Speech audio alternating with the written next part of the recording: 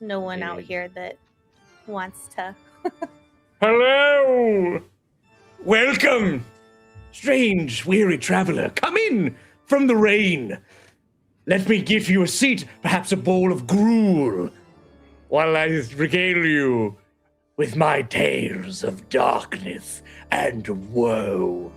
Welcome to episode 22 of Nightfall! Jesus. Wow. Are you recording? I'm recording. Okay. I'm recording. Let me check. I'm recording. I click it. They leave. Yes.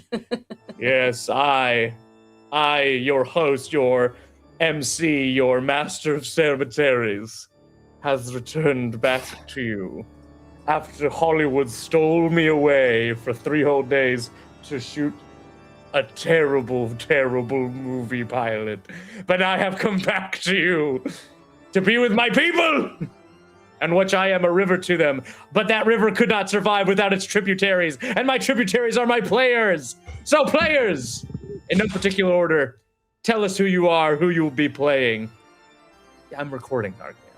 Hi, I'm John. I'll be playing Ruben Gruth tonight. I will be an animal instinct barbarian who is very angry and hits things very hard with his fists. And I will be passing along to someone not doing their makeup or eating Mika. I gotta roll again.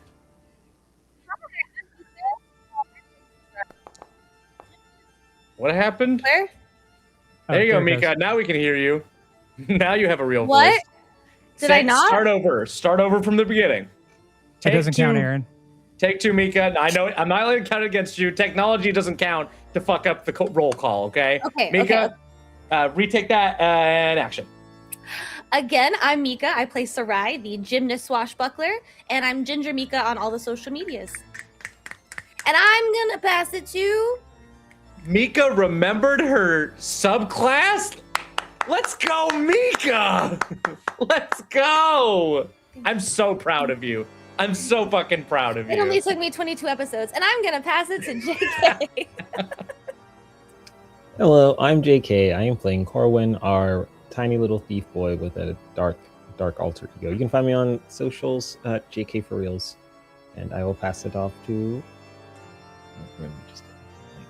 Kinsey. What up? I'm Kinsey. I'm known as the Sea Cat on socials. You can find me in Newport Beach right now as a mermaid 5 days a week. Do you want your hair braided? I'll fucking do it. I'll hate myself, but I'll do it. I'm kidding. It's fine. It's totally fine. What am I? I'm playing Arania Weaver Song. I'm a spider witch. Woo! And then it's Population Remy. of spiders in the castle has hit an all-time Shut low. up. All the babies immediately hatched. There are plenty of spiders. It's gonna be fine. A tired spider witch. So many tired spiders. Hello, I am the rim. That doesn't fucking count. Ah! I'll shoot you with a microphone again. Watch me. Oh, okay. Anywho, I'm the Remy. I'm playing the Glint, who's bound to the Aerobis. And I'm playing a summoner because that's how I'm in this unfortunate situationship with Sexy Satan. Yes, indeed. I rolled a 1 on the dice, and I'll give it to you because it's been a week, so I'll be extra nice. Ruben, you'll be the one who gets our extra hero point for our roll call. Since it's been like a little while, let's do a fat recap on what happened on last episode of Nightfall Z. Corwin killed all of my spiders. We'll get into that, Kinsey. It's on the record. We'll get there. All right. Who wants to recap us for an extra hero point? I only mostly remember what happened last session. It's okay. You're also the Okay, only one that so takes I'll notes. take what you got. So. I do not do that. So we held court. Molly showed up and characteristically gonna fuck this up every time. The Jarlman showed up. Earl Johnson showed up. Molly was like, "Oh my god, thank you for saving my brother." Earl Johnson was like, "Why the fuck would you put me in this situation where I have to not see my fucking daughter? You all are fucking terrible." Arrhenius said something that pissed him off even further, but he left in a better mood than I thought he would have, and he stormed off. But That is not what happened. I tried to be a problem solver, maybe a little too soon, while he was still in the middle of his emotional outburst. I was trying to make things better, and eventually he will see that I was right. just like Alteus will see. I'm sorry your dog died. Don't worry, I made this beautiful taxidermy out of it. Do you feel better now? Believe it or not, that's actually a thing that makes people feel better, so fuck you. In the moment that you tell them I come home to you. You are watching my dog. It has died. You go, don't worry. Here is his stuffed corpse. I love you. Let's move on.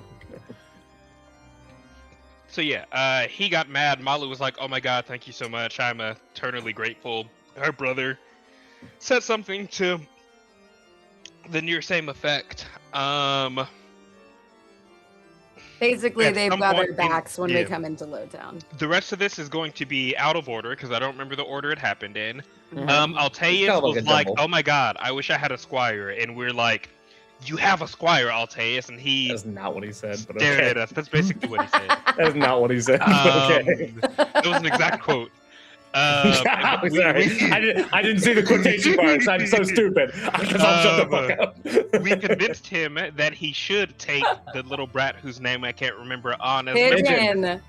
Pigeon. Thank you, BB. That he should take Pigeon on as an apprentice. And there were some backstory bits going on when we had that conversation. Ruben and Corwin were scaling the outside of the tower for some reason, in which, and during that time, Can I get the reason? Because I believe I remember the reason. So Corwin and Ruben both passed a perception check that allowed them to see there was a huge web on the side of the Castle. I just realized I should change the music. There's a huge bit of webbing on the side of the castle that looked like it was like peculiarly designed as to create Like kind of like an intricate weave that Really looked like a strange symbol. really importantly designed. Well, now it says, "Please help me." I think. It says, "Help me, dash Corwin." It says, "I'm sorry," is the first thing it says. "I'm sorry, please help Corwin." I'm sorry. Please help Corwin. Yeah. So that then Minnie convinced Corwin to try to take over the spiders, which ended in, I think, all but like one of those spiders immediately dying. But then it was okay with a asterisk next to the okay because more spiders hatched out of one of the blood plant babies. We learned that there's a fucking plague in Infernal Bay. I think that was that session, right? Yeah, it was. Abyssal Bay. Abyssal Bay. And Kinsey got to meet her Mentor is what the DM is calling them. and was asked the question we were all asked of, what can enter pronoun here person do? Yeah. What can one pronoun change And I think that about sums it up. Crusty mentor. That's what they called me in high school above Darjeeling. Crusty Anyways. mentor, my scab, Yeah. or what is it? A Your clot? s- My your blood clot. Fuck. And with that, I think that's good enough to get us started back out. I ended last session with the cliffhanger of Arania meeting her mentor. Hold on, I spilled tea all over the desk. Oh God. Do Okay, something we else. will. Oh, We're gonna give that some time then. I believe, if I'm correct from what we talked about last time / in the Discord, we wanted to. We're getting everyone's getting a long rest, and then we are rising for the morning of the day where we are going to meet at the tavern. Unless you wanted to postpone that, which you would want to send a messenger to go do, right? No, you're talking about the meeting with the Royales? Correct. Nah, I want to get that shit out of the way. yeah. Yeah. I'm I just don't- Okay. telling you what's been told to me. I'm prepared for all of it at this point. So Did one of know. you want to postpone that? my hands are off the driver's wheel, but go ahead. I will say that our curtain will rise as the next morning dawns. Arania does not arise yet. The rest of you meet up somewhere in the castle. I'll let you guys decide where and how you guys what you guys are talking about. Before we meet up, we have full HP now, right? Correct. Yes. Okay. Thank God. Okay. Because your cultist will always heal you. Heal us up. Because it's great to have a cult. Good Oh, beans. I didn't realize that you didn't get max HP back from fucking. You don't. From fucking? That's- Yes, from fucking. Whoa. I do. Unfortunately, we are not succubi and incubi. And even then, I for don't know yourself. if that's how that works.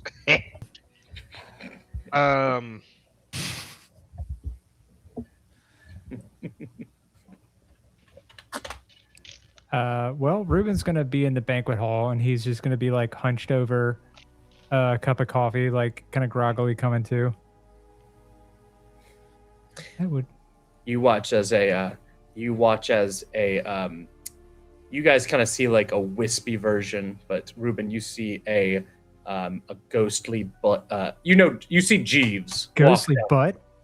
Oh, you see a ghostly fucking butt. Suck it, nerd. And then Jeeves walks into the room. Your coffee, master. Thanks. Cannot get the day started without this. Is there anything else I can get you? We're good. We're good, man. If you have anything else you want to do for the day, get to it. I appreciate your help. I guess I will return to trying to sweep the castle. He materializes a tiny dustpan and a ghostly hand broom, and you watch him languidly begin to dust. When did you get a butler? Did I miss that?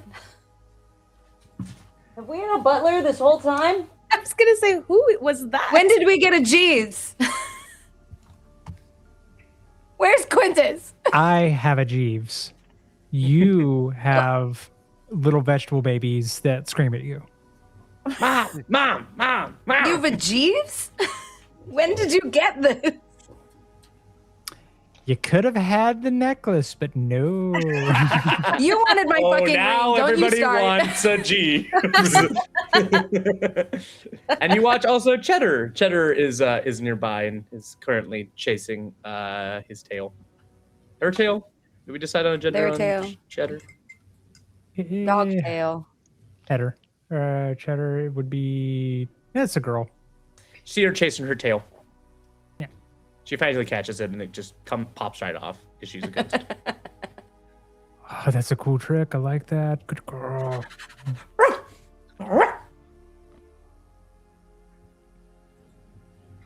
Anybody joining me?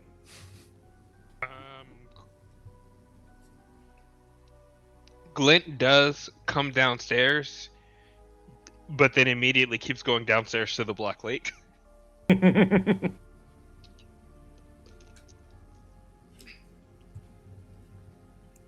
I'll come downstairs. No one wants to hang out with Ruben. I'm assuming, Ruben, you're in the banquet hall, right? Is that what you said? Yeah. Yeah, I'd go there for some breakfasts. Is it morning times? Mhm. Yeah. I'm having coffee. Okay. Go down for some breakfast and to try to pet Cheddar. Can we pet Cheddar, or does it just? I don't know that any of us can see Cheddar. Do we hear Cheddar? Do we just think that Ruben Uh, is losing it a little? when Let's you're see. not? of the above. Let's see. Make me a perception check. I forget where this check lives every time I need to do it. Main page, left corner. 2/3 of the way down. Right below your AC. That's a much Above better. initiative. Ha ha ha ha. Thank you so much. Yeah, so right, if you try like really hard, you can hear like kind of like an echoing, ethereal, like ruff, ruff, ruff, ruff. Were any of us previously aware that you have a ghost dog? Yes. Okay, I thought we knew about Cheddar. So remember when you first got Cheddar that Ruben just picked up, like he was like, "Oh hey buddy," and it was like a set of dog bones that he just kind of picked up and started carrying with him. Because I thought it was a real dog, like an alive dog. I couldn't tell. A live dog. Good morning, Ruben. I'm gonna lift my coffee cup and just, how's it going? How's your ghost dog? Busy being the best boy and the best girl in the world. And I'm gonna like reach down and like scratch. Where's You everybody wa- else? You feel a chill go up your spine for a moment, Mika. Several skeletons come out and bring you a plate. And what is your usual breakfast at Castle Nightfall? Bubble eggs, which is what I call fried eggs, and toasts and bacons. Got it. You watch as a piece of toast and some bacon has been kind of made like a little plate to the side, but there's 2 yolks and the egg whites have been cut to look like a little skull, and they can't put it out for you. You see the little skeletal chef is like, you watch them sign bon appetit. Oh my god. Sarai is laughing way too hard. That's a good one, guys. That's a good one. you watch. These You guys. watch them run out. The chef runs back to the kitchen. Some other skeletons like peeking through, and you see them sign. She liked it. She really liked it. I love them so much. I look at Ruben. I would commit war crimes for them. I'm kidding. Probably kidding. I mean, I get it. And I look down at Cheddar. I mean, yeah. An ad. Disgusting. Where's the rest of the crew? Do we got to go wake them up? They sleeping in? Corwin is walks in. Good morning, buddy. Good morning. How's the vibe? Does he seem bummed or better? He looks visibly numbed. Stoic faced. You Yeah, want some fine. breakfast? Something to drink? Some coffee or something? Yeah, coffee's pretty good, man. You want some? Oh, yes, that sounds nice. Thank you. Great. How do you take it? Lots of sugar. Lots and lots of sugar, please. Okay. I'm gonna look at Jeeves. He nods, and you see a cup of very sugary coffee float over to you, Corwin, land at the spot. He just looks at us and just. You watch as a rat run up on the table and begin mixing sugar cubes in to the drink. I don't know if I want to go this dark yet. I'm just gonna. He's gonna. Oh, thank you, my little buddy. And he's gonna like, kind of scared. course. Pat. My him. curse would. The rats are so good. Run along now. Now, when I said would,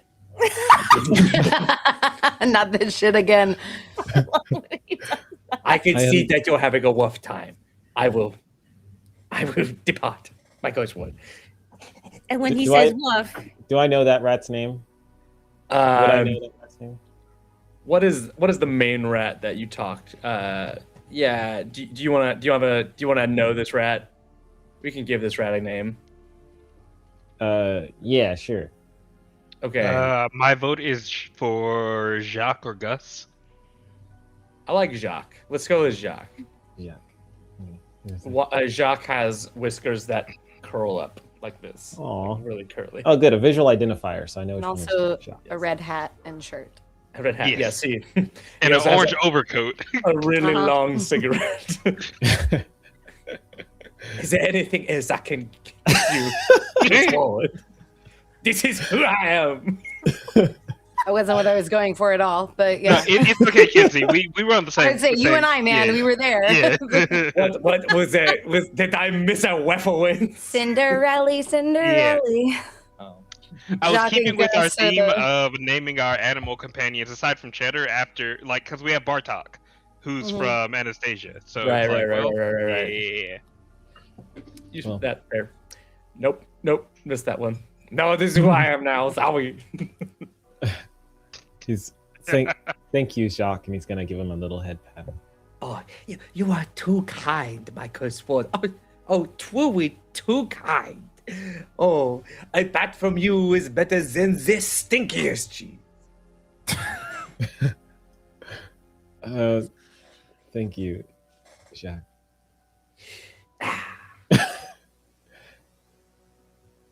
Run along now. Yeah, scurries off. I don't want to like be rude, but should they be like touching the food? You watch as like 5 rats that are on the walls just immediately like. So rude, Ruben. Oh my God, Rubens, you don't say that. Hantavirus is a thing.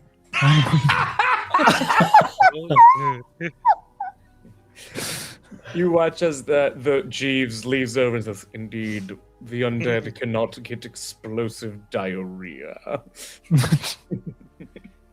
Exactly, Jeeves. Thank you. Can anyone else see Jeeves, or am I just like? You watch as Jeeves just materializes in front of all of you. He is literally like genie body, like butler man from waist up, from waist down, just a curly queue of like white smoke. Oh, okay, he's a ghost.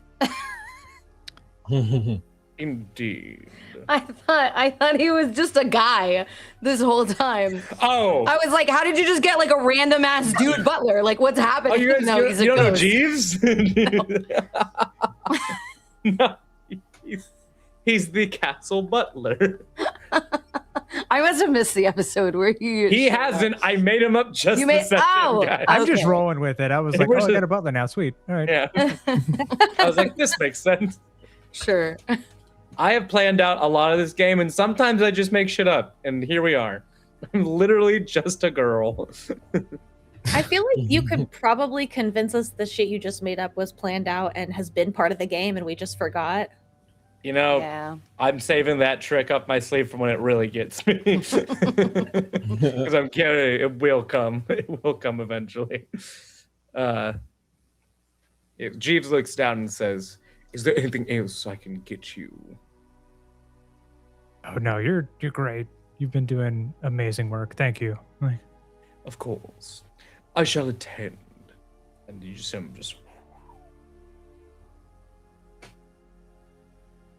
great guy.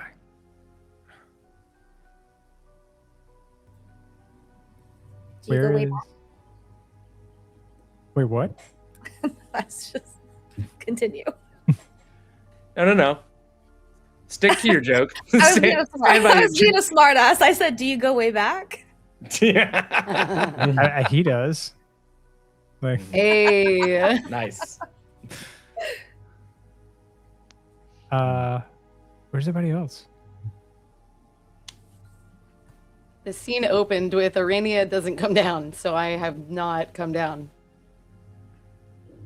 I was just saying that for your tea time troubles. Oh, okay, got it. Did you want to pop back to what happened the night before? Or do we want to wanna do just- that? We can. Or Or do you want to just roll ahead? You know what? Ruben, say, where's everyone else? Where's everybody else? We cut to Arania's room.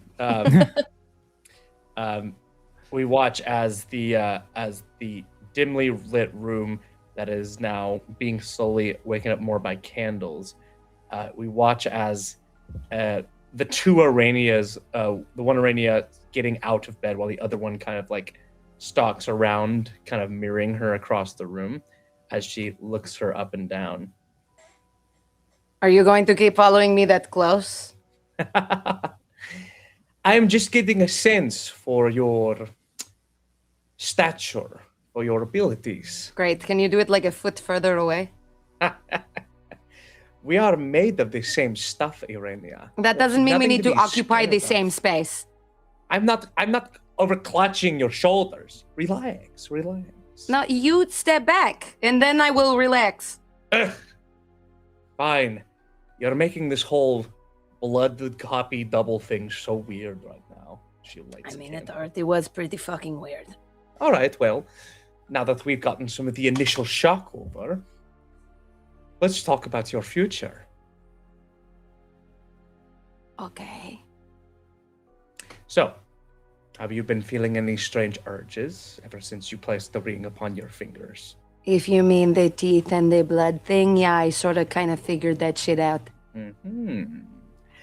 Did you think about indulging in this hunger? I have bit a couple people. Good. That is a good beginning. But of course, you should not go overboard, lest, it become a problem with your still living for now friends and whatnot. Okay. And you should delve more into your little friends in the gardens. I helped procure them and gave them some instructions so that they would be at your beck and call. Wait, my little friends in the garden. Actually, this is great. You can make sure that they Now don't. you're thinking. Just, go on a rampage. Good. I have accidentally we burned may- the babysitter. Until they may want them to go on a rampage, which is still a possibility. Are you like, how much me are you? Do you have to listen to what I say? Aurania, What? we are made from the same waters of life. That was an evasion of my question. No, I am not compelled by you, but I have your best interests at heart. Now, your friends, on the other hand, they do for now, but I am worried about some of them. What do you mean? Well, let us just say that the rest of the pieces of the Regalia of Darkness, they have their own motivations and things as such. And we should be careful, especially concerning that one of them does not seem to be getting on board with the whole Dark Lord message right now. I know we are of the same thought to this, so you know who I am talking about. Yes. Yes. You guys should say who you're thinking about at the On table. three. On the count of three. Okay. One, two, two, three. three. Sarai. Aha, I got you. I know what is in your noggin. Tell me I am wrong. Okay, yeah, I was gonna say that too.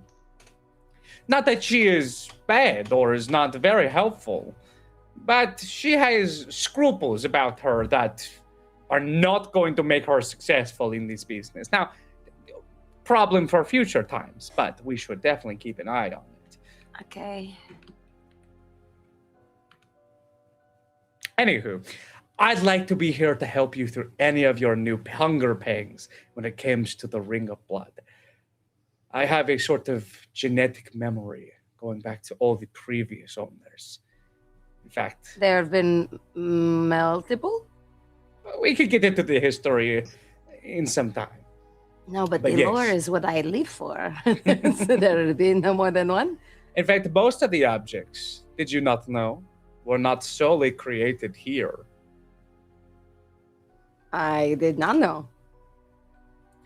The book was made out of a book that had come from this land before it was called Ruin City, Mirangalt, and the necklace held some significance to the Dark Lord in their current form.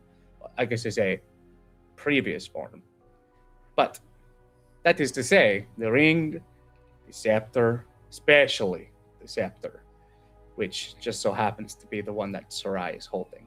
Have they found a way to communicate with their scepter yet? I think that there's like a skull thing that they do, and it like talks or something. You should convince Sarai to reinvestigate her scepter and see if she can find the right pieces of bone to communicate with the past. Okay, how will that help us exactly? Well, each pieces of these powerful dark objects, they are all linked together through the Dark Lord. And the stronger our allies are, the better. Plus, not only will she find things that are useful, but you will find them as well. Okay. All right, I'll do my best. Good. Also, you mimicking my accent is really weird. She walks up to you and puts her hand on the sides of her face. There's going to be a lot of very weird and strange things happening from now on. No, thank you. Mhm. Okay. We're not touching it. All right, you got it. And I want to tell you that... no? Okay. One more try. Wait. Yeah. You watch as you slap her. Her neck definitely cracks, and then it oozes back into place when she looks back at you. Is there something you can do about that? I am going to be your confidant. Uh-huh. I will be here if you need me. And as the ring hungers for more, temper that hunger. Indulge it, but temper it, so that your will does not succumb to the pains. It is a balance. And I will be here to guide you. I will watch the plants. Please. And in time, we will talk more. When we have the time we need to really delve into the subject of blood. Don't let them eat anything that moves. I will try my best. They can drink from the pool. The pool is still good. Mm-hmm. The pool is still relatively full, I think. Mm-hmm. We'll get there. What pool? I'll go out first. The cistern is full of blood. I was thinking like a fucking public pool. Okay. No. I was like, no. We could do a public pool of blood. That would be pretty sick. Okay. Oh, I forgot one of the most important things to tell you. What? There used to be vampire houses that the Dark Lord used to maintain. They are all gone now. We should find them. Are they related to the ones that happen to live in the forest? Perhaps. I'm aware of those. We should investigate that in due time. Anyway, ta-ta. And you watch as your double form scuttles out the room. I don't like that. Okay. We pop back to the banquet hall. Glint, do you want to still be down in the below town? Yes. Okay, we'll handle that in a second. You guys watch as Arania walk through the room and out into the garden. Hello. Oh, I should have told her not to talk. Good morning. Yes. Whatever. You want some coffee? I drink stronger stuff than that. Ah. Followed by is? Arania. What the fuck? Hi, what's up? What the fuck? Is that coffee? Yes? Can I have some? What happened to your stronger stuff? What? We cut to Glint.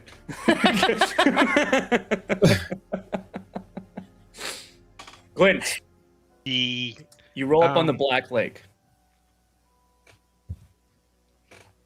Do I? I don't. Lady of the Lake, are you there? Do you pull out the book and close your eyes? Yes, I pull out the book and close my eyes. You finally find yourself wading.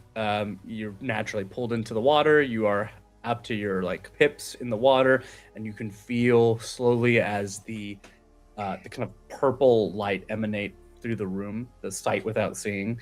The super long tail fin of the lady of the lake, slowly kind of serpentine around you, and she goes, "What?" What There it is. happened? Good morning, pet.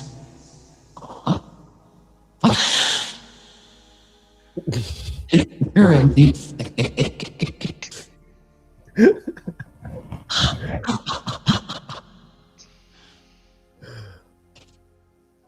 What do I owe the pleasure? Do you know what happened to Eugene's soul? Eugene. You'll have to be more specific. The Dark The Lord. darkness is vast. Okay, so did you know how the Dark Lord was actually some angel that took over a kid's body, right? I guess you could put it into those words. Although I'm confused by the name Angel. Okay, so the being that was in the Dark Lord's body, do you know what happened to who was in that body previously?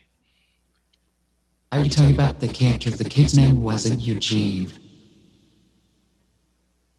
Well, that's why I was so fucking confused. Oh, I don't have my... It started with the E, right? It did start with an E. His name is Edwin, yes. Did I just Edwin, fucking say I couldn't hear you. You were another row. I don't have... I cleaned out my desk, so I don't have my envelopes in front of me. So you wanted to talk about the envelopes, Edwin? What was that, Kinsey? You take your notes on envelopes? I do. Everything that's going to be around this big boy's modded, by the way. Hi, sir. Am I a beautiful mermaid now? There's something there. My name is Goldie. They call me that because I have the memory of a goldfish. I'm gonna forget this. Oh, where were we going? Again, then. Anyways, enough of that shit. But Edwin, yes, I'm sorry. Edwin. Ah, yes. The boy. Oh, how sad. What do you want to know about him? Do you know if his soul is still around somewhere? His papa wants me to find him. So, not likely, dear. So you don't know? No, I'm pretty sure that soul is gone. We're good.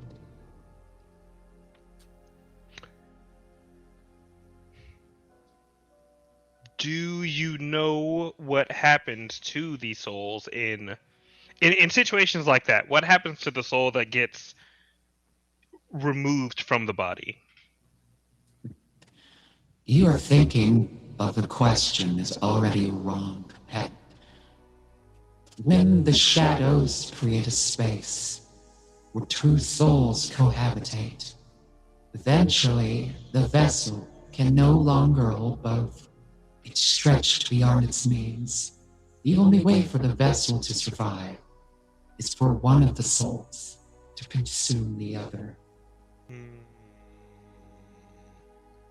If you're more curious about Edwin, though, he did spend quite some time here at the castle before it was the loving altar of darkness that it is now. You should seek out when he was an apprentice to the court mage here, up at his master's quarters. It was a room that they sealed by the spire. The spire with the dragon? No, that's where the soul well is. No, that's the Indeed. spire. Indeed, the spire. There's On a its lot way more up. up there that we didn't see. Along the way, as it heads up the castle. Halfway, there is a wall that was once a door. You probably passed by it many times on your way to the Soul. Such mysteries does my dark lady preserve in me. And as far as you know, Edwin's father didn't have like another secret kid or something like that. Such pedestrian facts usually are beneath me, but you should know from the memories. A boy. I didn't mean and like two his sisters. sister. No, I didn't mean the two sisters. I meant like a secret love child type thing. Not that I'm aware of. Okay. Well, I thank you for your assistance. Because the thing I'm conflicted about is I feel like the ghost of his dad wouldn't ask me to find his son if his son's soul wasn't like out there somewhere. If that makes sense.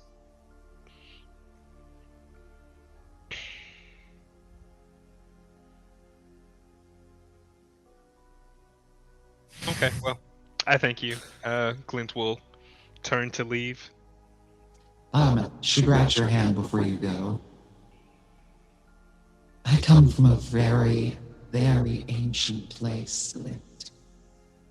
When people ask me for information, it is tradition that I am given payment. Oh, I'm sorry. What do you want? I Want? believe I said. You want I what? can take two things, and I deal in two things only. Silver or blood.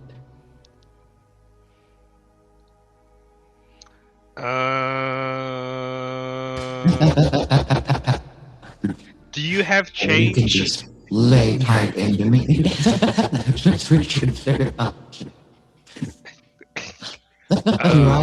Do I have to make a Lady of the Lake relationship meter? No, you do not.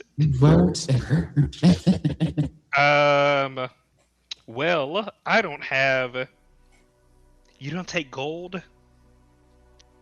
Silver.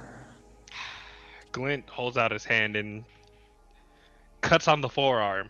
She holds your. She touches. She touches her dagger before you slice. She goes, "No need."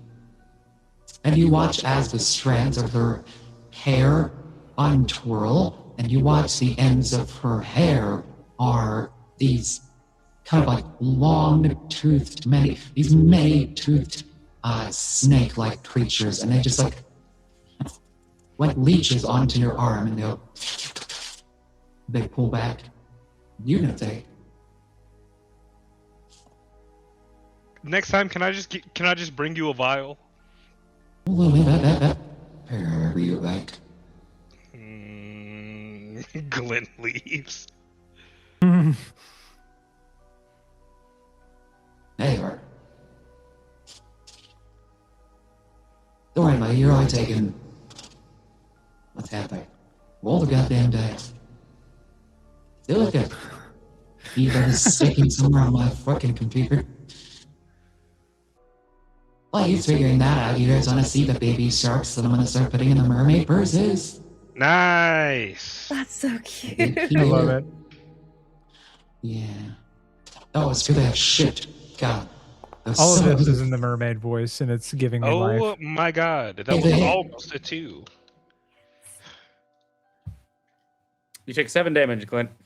Gotcha. 7. You guys, I am so.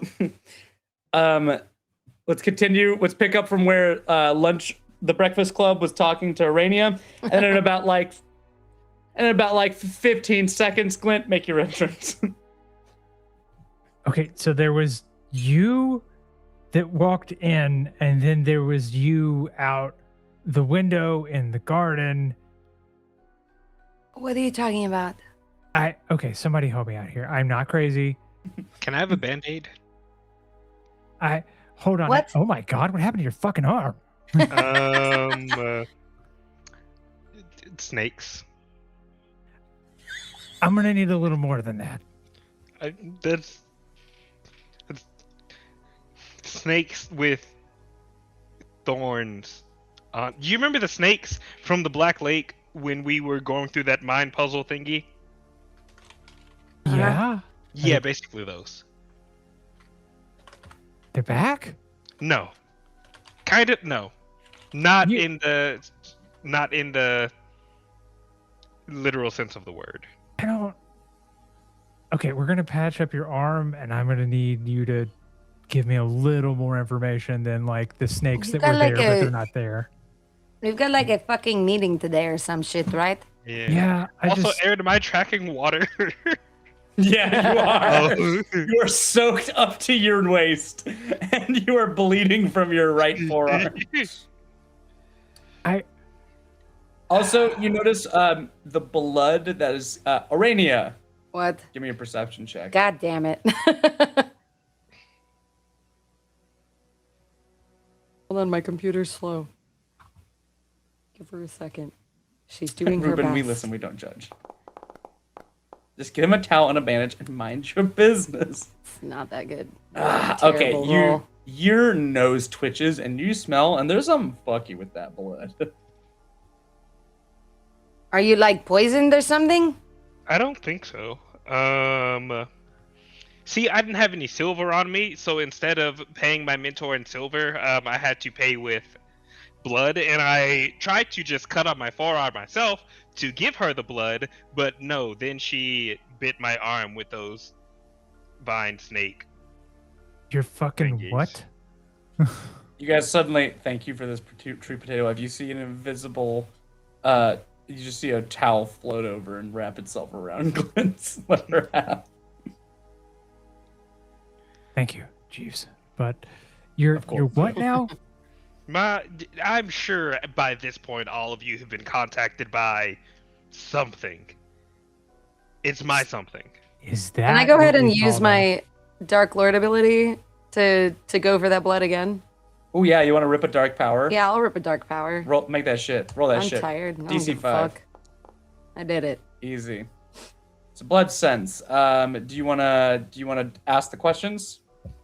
Yeah, what the fuck is wrong with his arm? What's wrong with the blood in his arm? hold on. I Hold get on, 3 questions, I think, right? Yes, but I think you need to make another pulse. Roll me a perception check. Again. But I passed the dark check. What the fuck? Indeed, but you make a perception check to see how good you smell that blood.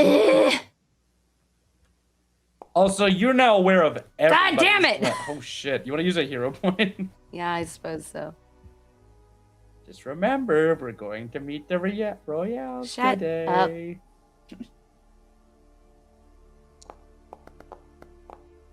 Oh, There we go. Much better. Is that a? No, it's not a critical success. But you can ask 2 questions, my friend. Oh, okay. And I will let Yeah. you know that you can also see everybody else's. When you watch, this kind of happens in the background. Like for Arania's point of view, like all the sound draws away, and you just watch her eyes dilate super hard, and you can suddenly see all your friends' hearts like pumping, in their chest cavities from where you're standing. That's wild. And you can kind of have like a vague outline of their like circulatory system. Yeah, so ask your questions, and if you can ask questions about other people too. Yeah, I want to know what the fuck is wrong with Glenn's blood. You can see it's like you zoom in with your eyes on where the blood is pooling on his forearm. And Mhm. there's like it's like tiny blots of ink have mixed in with his blood where he has been bit. Can my second question be what the fuck is that? Sure. It's a great I'm question. I'm trying to justify this without making you roll a skill. Fuck it, whatever.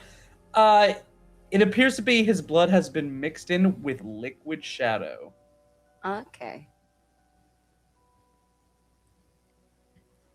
Ruben's gonna watch Arania just like eyes dilate and like breathe heavy, like, and he's just gonna exactly. He's gonna like Yeah, look down at this coffee and just See, Ruben, remember when I probably forgot to mention it, but yesterday, when I was disarming that bomb, I got possessed by.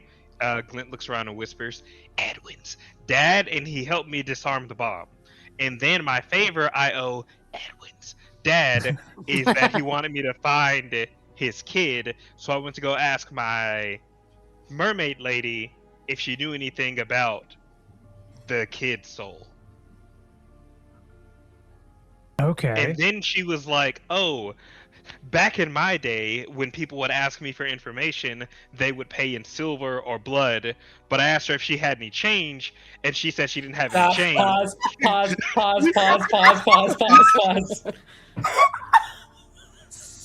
Sarai and Arania and Glint, I guess I should have made you realize it, but please roll me a recall knowledge check using occultism or nature. I'm dying, but she didn't have any change. She couldn't break a 20, so she bit me. I'm sorry, where do I roll this? Anywhere, you can roll it anywhere. Oh, just a d20? Occultism or nature. Oh. I killed it. Killed it, babe. Occultism. That's a critical success, actually. I am not trained in either of those. Never mind. But hey, Mika, you're still killing it. You're doing a great job. I'm here for the vibes.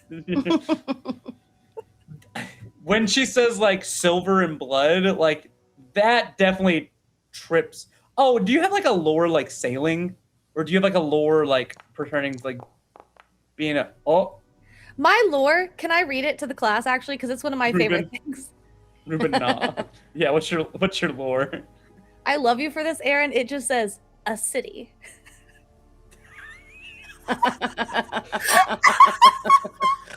Did I write that? Was I the one who put that down?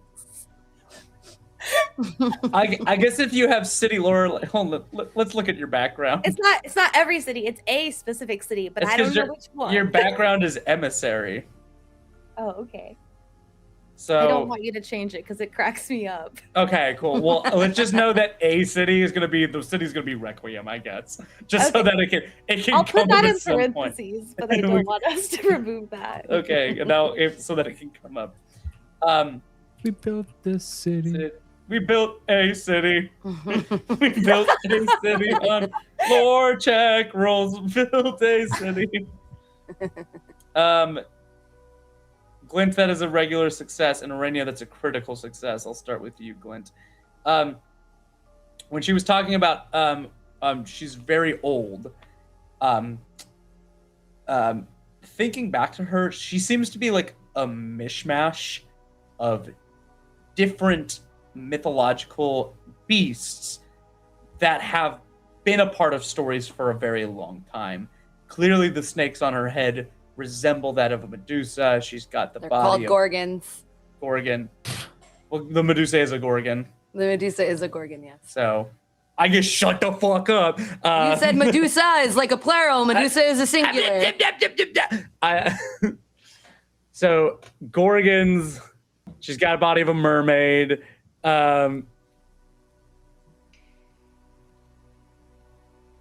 Yeah, so she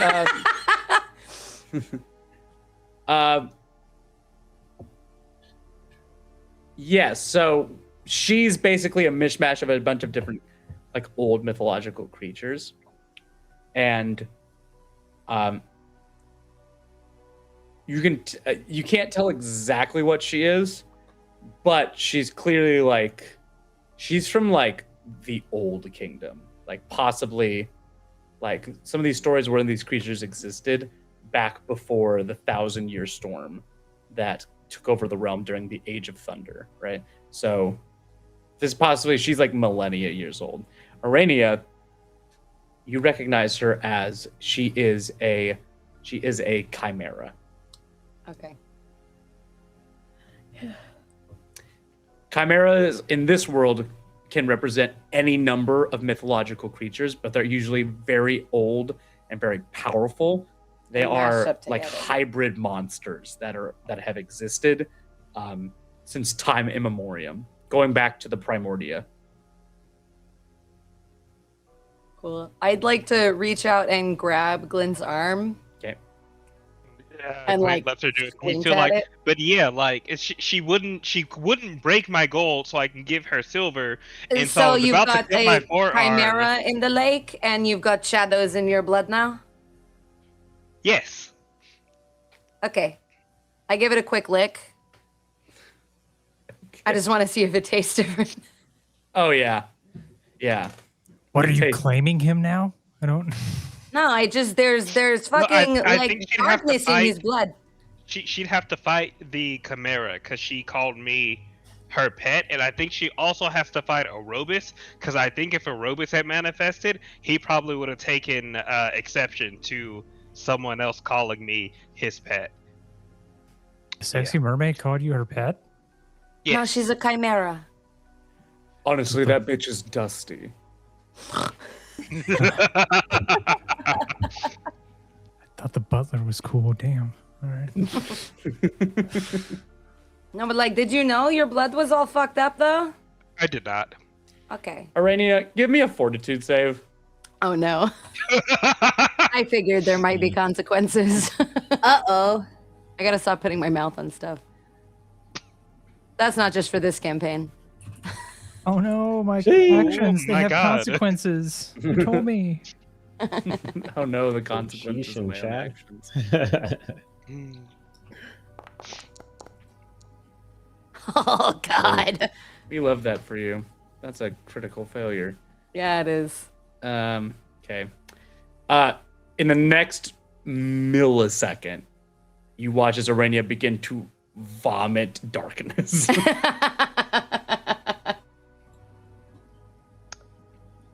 Well, at least that means vampires probably won't find me tasty, right? I was going to say, I'm not going to make vomiting noises because I know that Potato Wife is in the chat. Yeah, we're not gonna do that. Thank you for sparing us auditorially. Your ass is gonna be sickened too for the next 8 hours.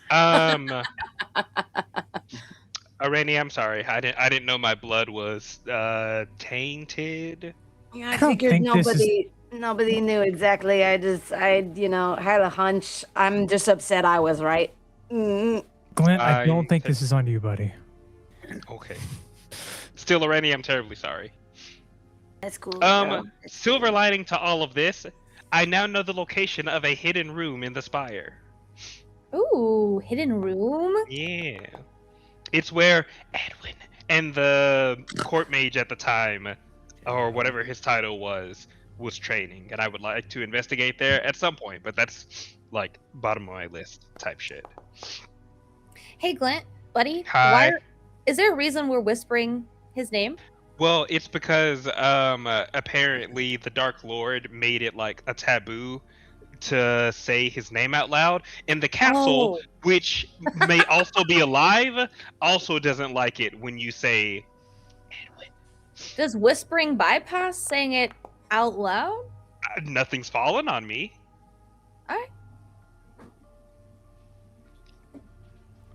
It's Good probably enough. fine.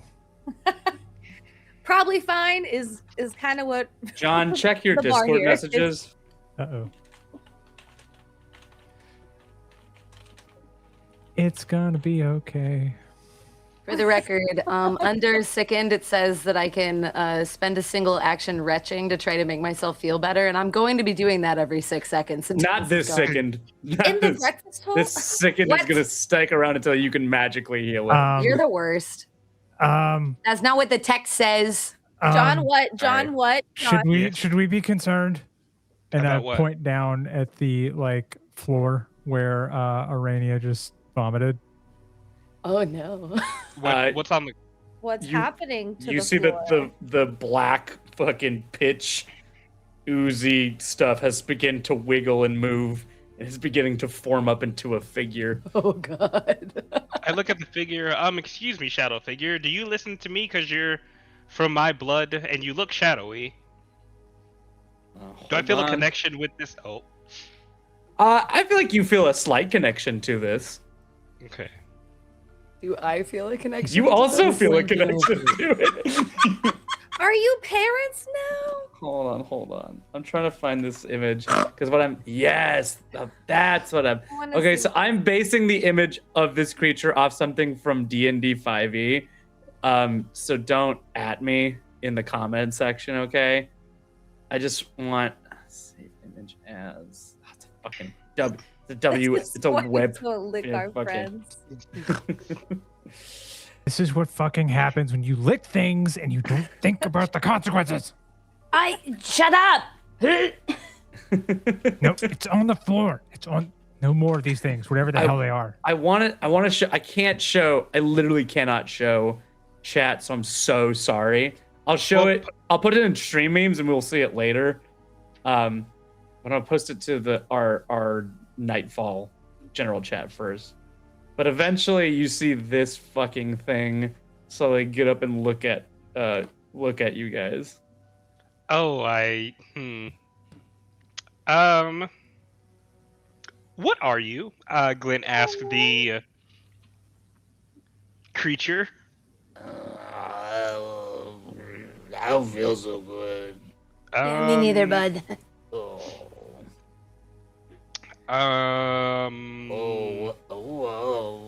I don't know what to tell you, buddy. Oh no. What am I? We were hoping you would tell us. No, You thank don't know?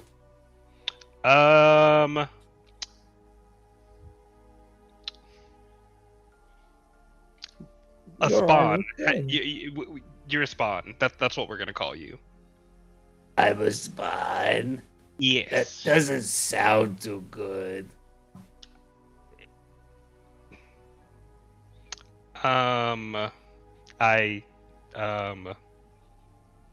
What am I standing in?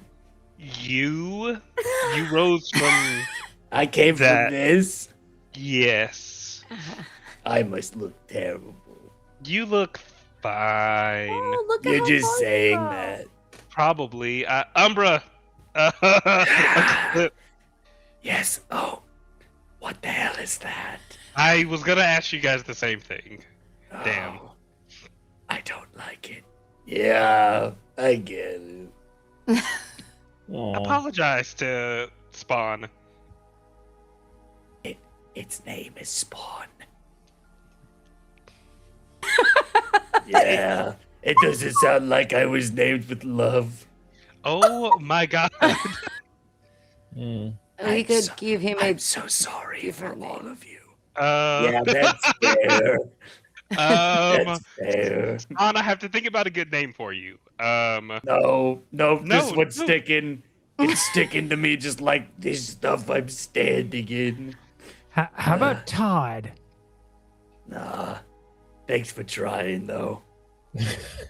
maybe my vegetables will like you.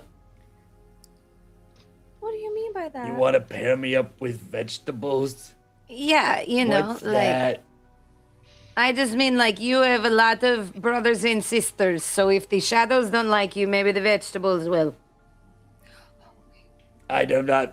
Based on the first 5 minutes of my life, I'm not very good at meeting new people. You know what? Ziggs. I'm gonna call you Ziggs. Oh. Okay, but I still feel like a spawn. I mean, you- you you literally are a spawned spawn. from the stuff that you standed in, my boy. Yeah. I was made out of vomit, wasn't I? Yeah, Whatever you have to tell yourself to sleep at night. no, that is accurate. I probably won't sleep. I'll probably just cry. Here, have a coffee. I can't finish mine. The first thing I tasted, it burned my mouth. Okay, Ziggs. What's my unfortunately, purpose? We have. You pass the butter. Oh my god. Can we get back to you on that? Yeah, I guess I'll just wander. Now, if you go to the garden, you Oh, make friends. Wait, am I going with her or am I going with you? We're divorced, so you'll have to have. Just my luck. We each have partial custody. You can go with whoever you want today. Oh. We'll set up a schedule. Okay. Oh, okay. I'll give you one more option. Do you want to hang out with the birds? And you're... Or the rats. Yeah, that's your uncle. Shove me off with Spawn some gets animals. 2 Christmases. Oh my god. Okay, no, just go to the garden. Okay, I get it. Goodbye, I guess. Maybe he should stay. Does he produce that stuff as he walks? Yeah. He's also, I want to let you know, he's like the size of this can of Arizona. He's tiny size. He's a boggle, isn't he? Yeah, that's the image that I got. Basing him off a boggle. I love him. Actually, I love him too. oh my god. Maybe he just needs a friend. That's He will why have I friends. told him to go to the Plants. garden. But we banished Hey, what's him this in his first 10 disgusting thing minutes out of- here? Be nice to him! Whoa. You know what? Smells bad.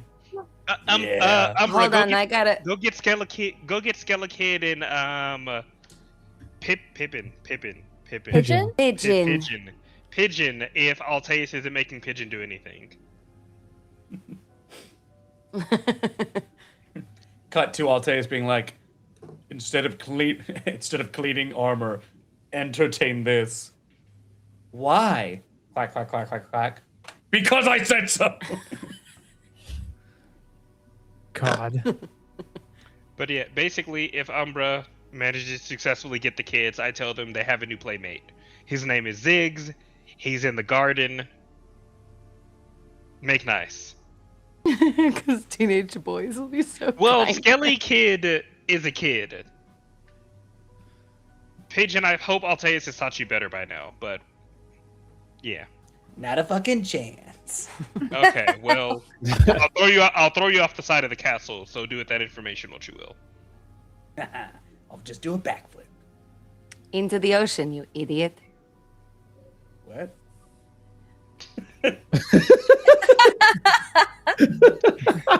Anyway, we have a lunch to go to. Sure. You know, I woke up today. I had a butler. It was starting off great. And then I just sort of like And I flipped the ruined it, rug didn't I? over. Who are you? It was my fault. Ziggs. me. We told you to go to the garden. You're in the garden. I'm You're in the sorry. garden. Okay.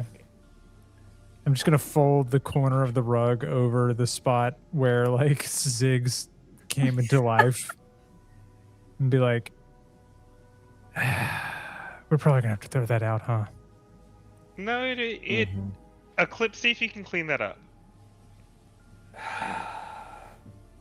But of course. Should I clean up the rest of it that's in the garden too? Assuming that the grass, see if the grass likes it. If the grass doesn't like it, then probably. No, I'm talking about the thing that just walked out of the bank. No, we will not be murdering Ziggs. What's the even point of being evil? Just ask the prison. This is a fucking nightmare. As you see two shadows, Umbra and fuck, what's the other one's name? Eclipse? Eclipse. Umbra and Eclipse bust out a bucket and a mop, and then Jeeves just materializes and says, "It needs a lemon."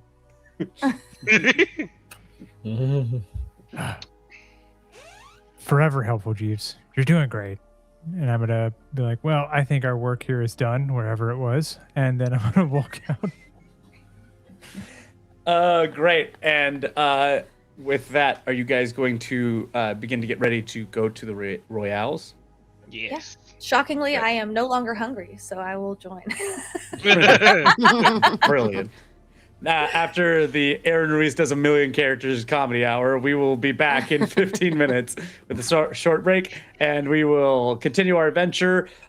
Before you guys leave, Alteus and Gregor Grigovich want to talk to you. They're going to meet you at the front door, and then we'll head out towards the Real. Sound good? Oh my God, Sounds what do good. they want? Fantastic. All right. I'll see you all in 15 minutes. 15-minute break, y'all. Yay. Peace. Scene 15. Waiting for the stream to switch. The holy state of Requiem recalls this tribunal to order. I see word has spread amongst the cloister that a holy sister is on trial. I would like to remind those present to maintain decorum during these proceedings until verdict is delivered and court is adjourned. Thank you. Sister Arania of the Silentium of Saint Hespirita. Long have we deliberated on the staggering evidence brought before us today, but at last we are ready to render judgment. Throughout this trial, you've been particularly keen on offering up testimony when it was not appropriate. Another sign, I think, of why you stand before us today. Finally now, it is your right by Sovereign to speak on your behalf. I will remind you that generally, confessions of guilt and utterances of forgiveness are most appropriate for the accused at this time, and that often the courts look favorably upon the guilty that do. I will now instruct the Crusader guards to remove the gag in your mouth. Ugh. Now, what, if anything, do you have to say for yourself? Oh, you are going to let a lowly woman speak? Amongst your exalted men? Here I thought I was expected to be silent even in defense of myself. By the Codex Ultima, are you going to confess or not? Why? Why? Because it's your duty to confess to such shameful acts. I do not feel any guilt for what I have done and therefore cannot be guilty. I would give books to my sisters again and again and never feel shame. You cannot make me. If you're just going to make a mockery of this court, then... Mockery? I do not have to make it. This court is a mockery all on its own. You cannot sit on your high horses with one such as me. I am a sister. You know, the ones you expect to quietly clean up all of your messes. I've seen your dirty laundry. I washed it myself. Your shame has crusted under my fingernails as I scraped it off your holy halls. Oh, but judgment is only reserved for the guilty, and only saints preside here. Except for maybe Judge Perseus, who has been gambling away what the church pays him for years. Oh, but not Judge Kane, who is first to reprimand loose women for their impurity. So keen is he on reminding them of their depravity that he spends his many nights in the hidden brothels doing what he can to save their souls. Enough of these wanton lies! And you, Yusuf von Orevald, such a pillar of the community, so beyond reproach. You've committed a far greater crime beyond the simple sins of these cretins. You put your own daughter into the Silentium. In the insanity ward, no less, all for what? Rebelling against you? How could you do that to your own flesh and blood, you coward? It is a crime against nature. Someone get this woman to be silent!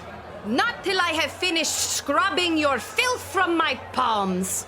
Silence is for broken women, and I am unbreakable. I speak with the voices of the hundreds of women you thought you crushed beneath your sanctified boot. They reside within me now, and we are coming for you. Order! Order in this court!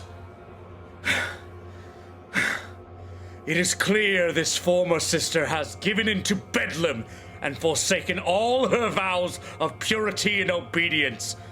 For all the mud you've slung in these hallowed halls, Sister Arania, all you've done is make evident the stains that reside on your very soul. You are guilty of heresy, blasphemy, and attempt to distribute and spread your corrupt influence. Not only do we pronounce your sentence to be death, it is without doubt that for a woman such as yourself, the only place for you after your soul has departed for the underworld is damnation! What the hell is so funny?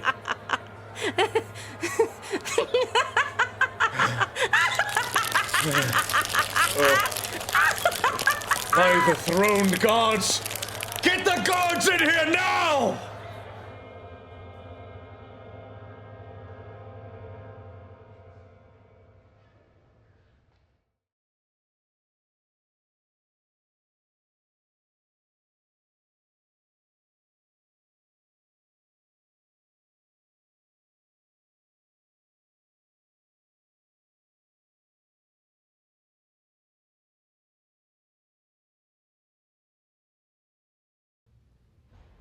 Bring in the accused.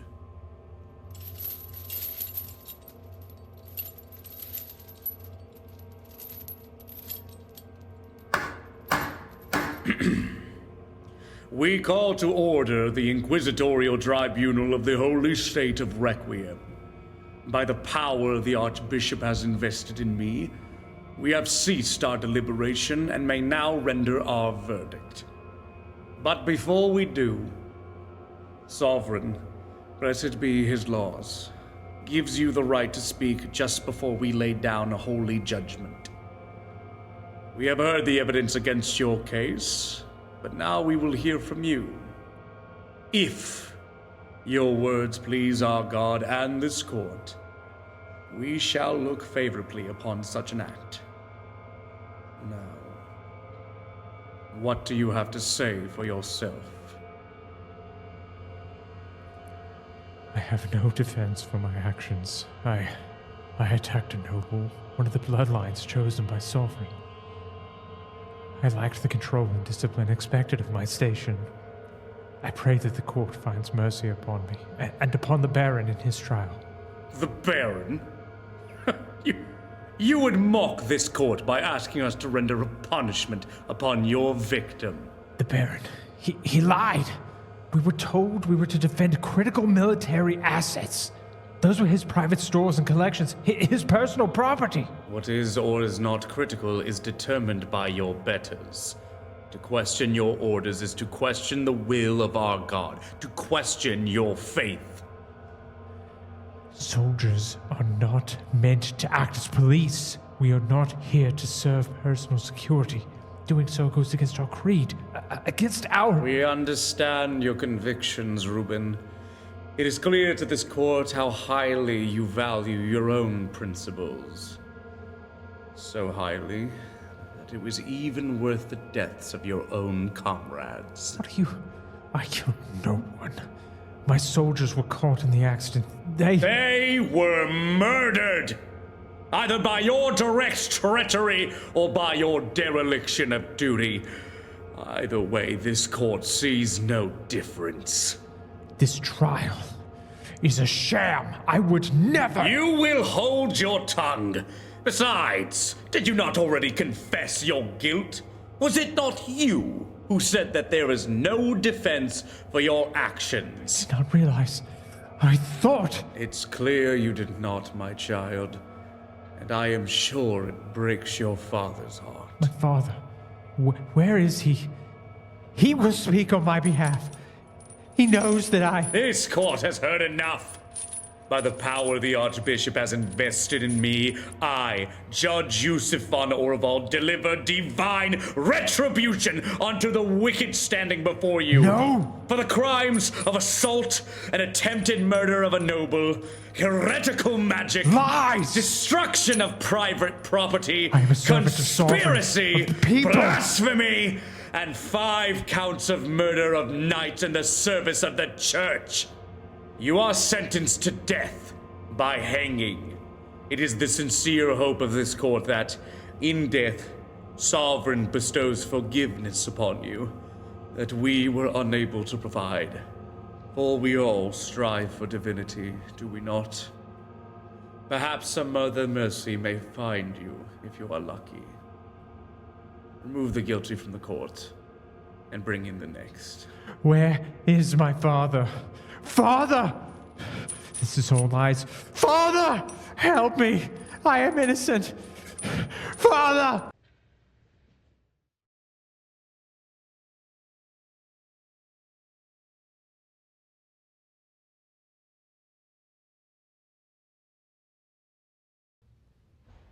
Bring in the accused.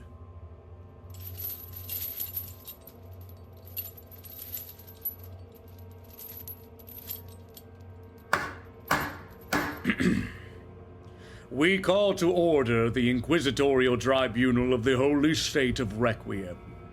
By the power the Archbishop has invested in me, we have ceased our deliberation and may now render our verdict.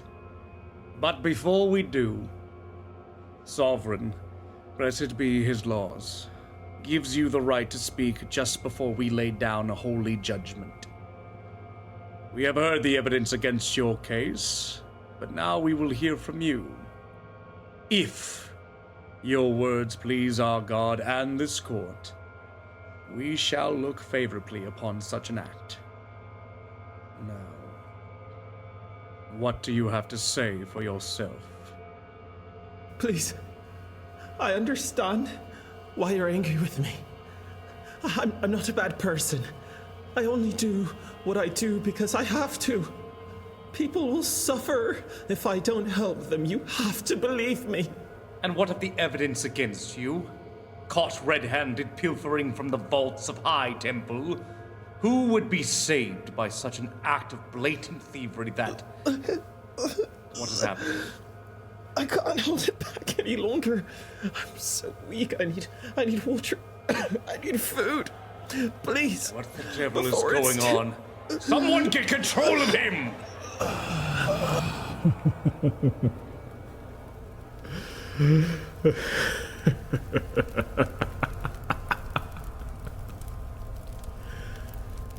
You are all fools. Pitiful, insignificant creatures you are. Clinging to your so-called power. You know nothing of the sort. I have seen the edge of the void and devoured essence. You really think these chains can hold me? You believe you have the right to judge me, choose my fate. You haven't the courage. You have nothing but your meaningless speck of existence in this world. I have eternity, and I'm so close, so very close. Wait as long as you can, mortals. I would like you alive to see my rise, so I may revel in your fall.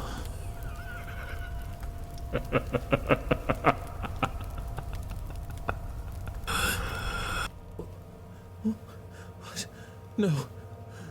What have you done? Please, I'm sorry, I can explain everything. Enough!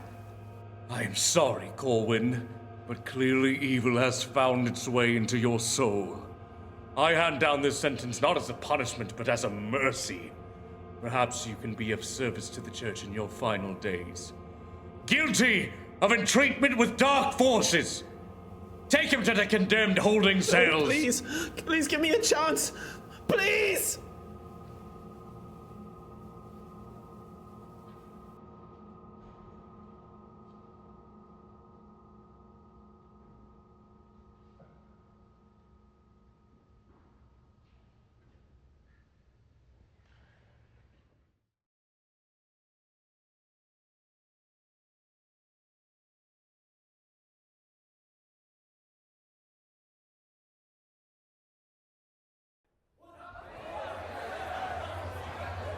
The Holy State of Requiem recalls this tribunal to order.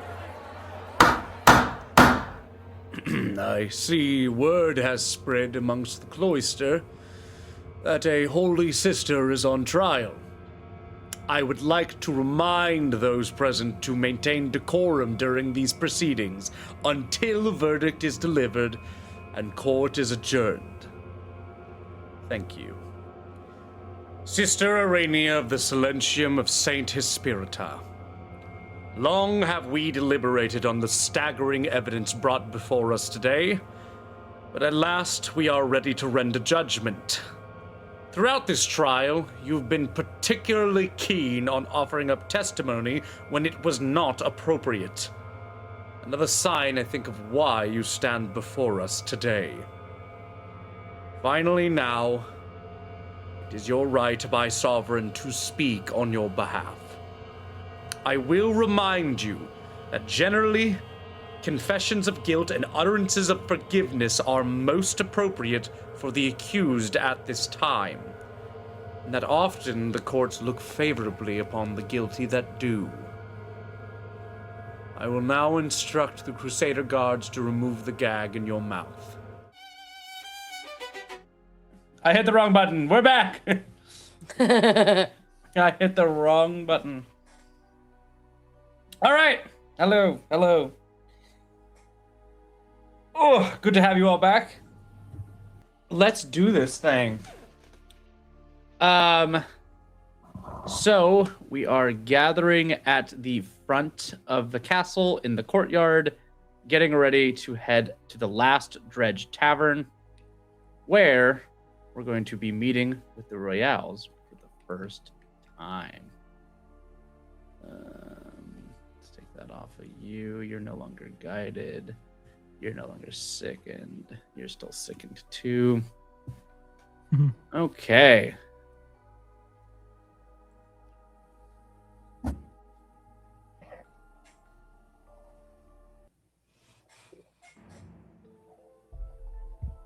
Let's do this one. You guys are walking up to the doors of Castle Nightfall, or about to head over the Gap of Acheron into the High City, when Altaeus and Commandant Gregor Grigorovich are standing at the gates waiting for you.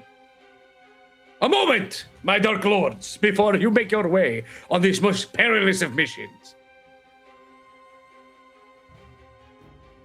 Go right ahead. Thank you.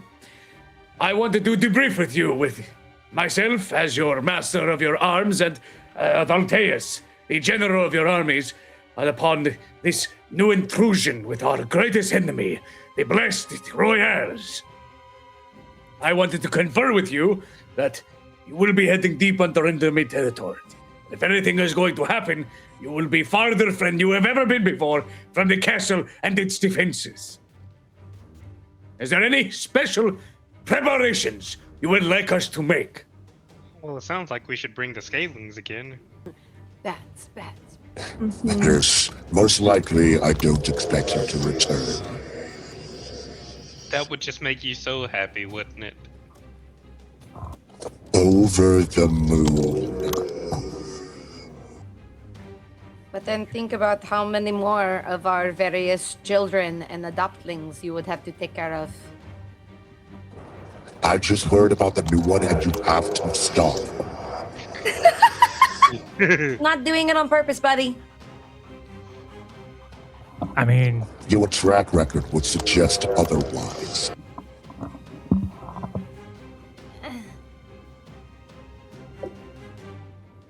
Keep tapping.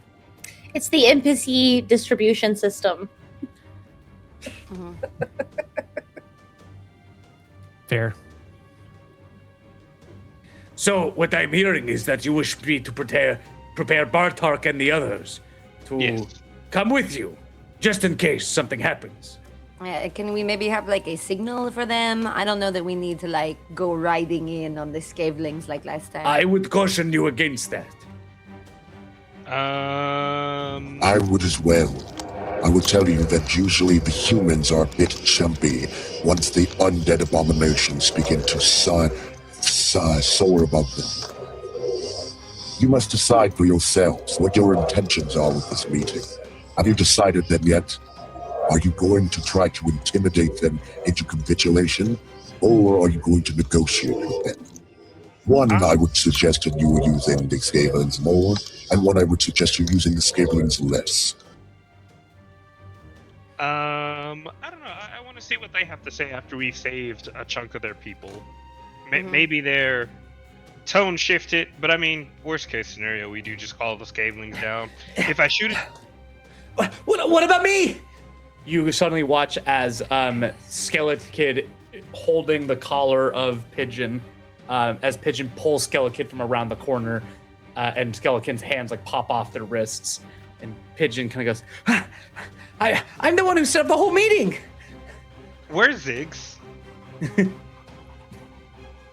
Did you order him to be with these fucking chuckle fucks? I did. I told them to go play with him. Oh, he was in the garden. I mean, yes, they should all be in the garden. That's where we spend them all. He's just like tied up to a post in the back. He's like, I deserve this. You know? You watch him splat around the corner after a couple of seconds and goes, nobody is really my friend.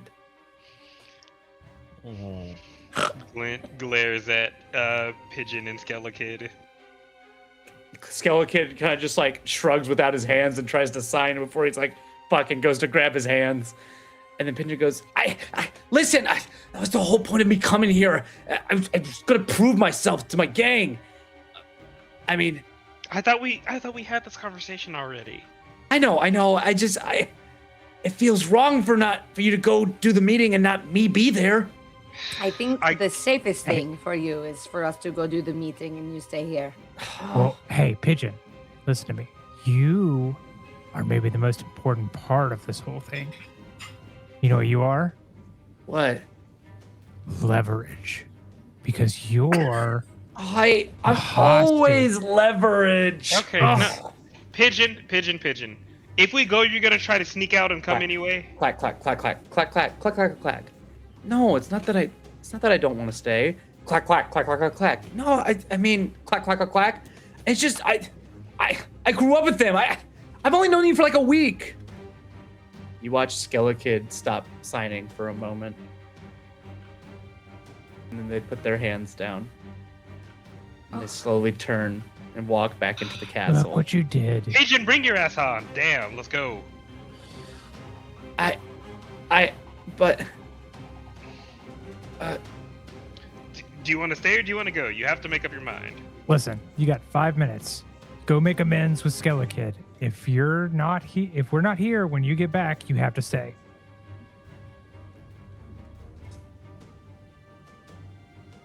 I think the energy we've created in the room is terrible. And be nice to that weird little gooey guy. I don't know what this is. Sorry, Ziggs. Ziggs. No, she's right. I'm a weird, Sorry, buddy. Little- I'm bad with the name. It's gooey guy. Glint put rolls you his in. eyes. Anyway, Gregor, much- if I shoot a divine lance 60 feet in the air, would you guys be able to see it from here? I don't suppose why I wouldn't. Okay, that'll be the signal to send the Scalings in if we need to. You watch Alteus walk over to Pigeon go. You won't be going anywhere, and that's final. Oh, your Yeah. your flamey dad said no, What? so That is an order. yeah, Squire. Ruben, shut up. You watch as Pigeon throw his eyes at you, Ruben, and you watch as like suddenly red puffiness appears on his face, and you just watch as like tears begin to roll down his face, and he goes, Fine, this whole thing's been a fucking mess anyways, and he runs into the castle. I give a thumbs up to Alteus. Loving this job. You know what? I'm not gonna push your buttons right now, but Are you gonna like go talk to him after we're gone? No. can I roll He's a gonna gonna go talk to him insight after we're check? done. It's gonna be Is that an fine. insight check? No, this game doesn't have insight. You just use perception. That's Perception is insight. I'm just going to decide that him saying no means yes. what? You were unsure, my friend. No, that what was because on my screen that was a 16, but whatever the game wants. So I'm going to get the scablings ready. Yes, please, thank you. All right. I will prepare them on. I will have them be gargoyles along the high gate, in between High Town and Low Town. They will be waiting for your signal. Sounds good. Make sure that it is quite clear, for it is. Hold on. Didn't I just ask you if they would be able to see it, and you said Well, you yes, have to understand. you don't see any You have to problem. understand. It is currently a weather event. There's always a weather event. Oh Please God! do not tell me the sky is shitting itself right now. Welcome to your baby. I would say it's What's that- always what's raining. 19? Weather event means like it's like a weather event. You gonna Wizard of Oz us? Is that what we're doing? You know, honestly, Glint would love to be taken away from all this responsibility for no fault of his own.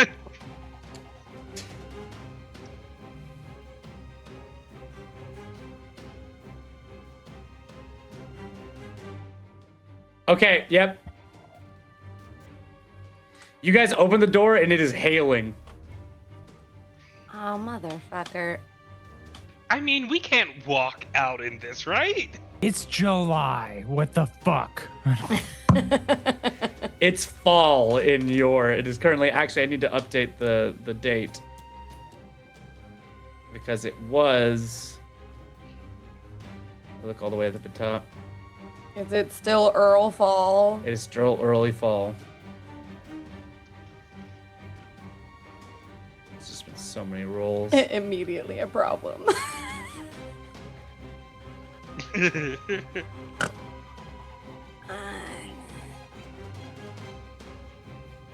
It is the 24th of Earlfall. Is So it's there- about to be mid-fall. Does anyone know a way that we can not get bludgeoned to death by the sky?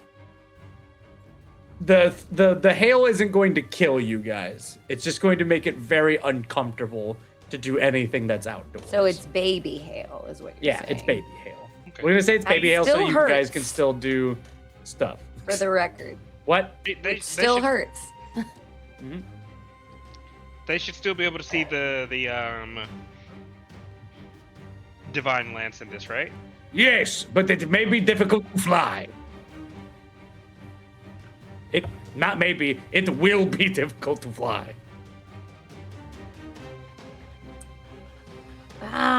Maybe we should make more creatures next We week. haven't had time. I know. That's why I said next week.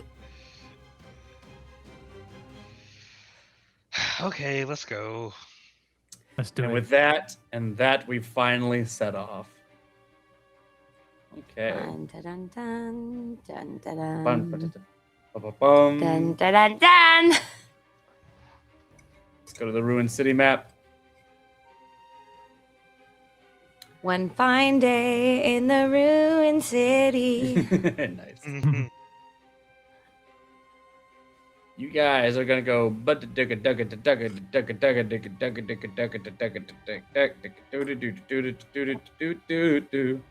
and right here is where we're gonna make it to the last dredge in.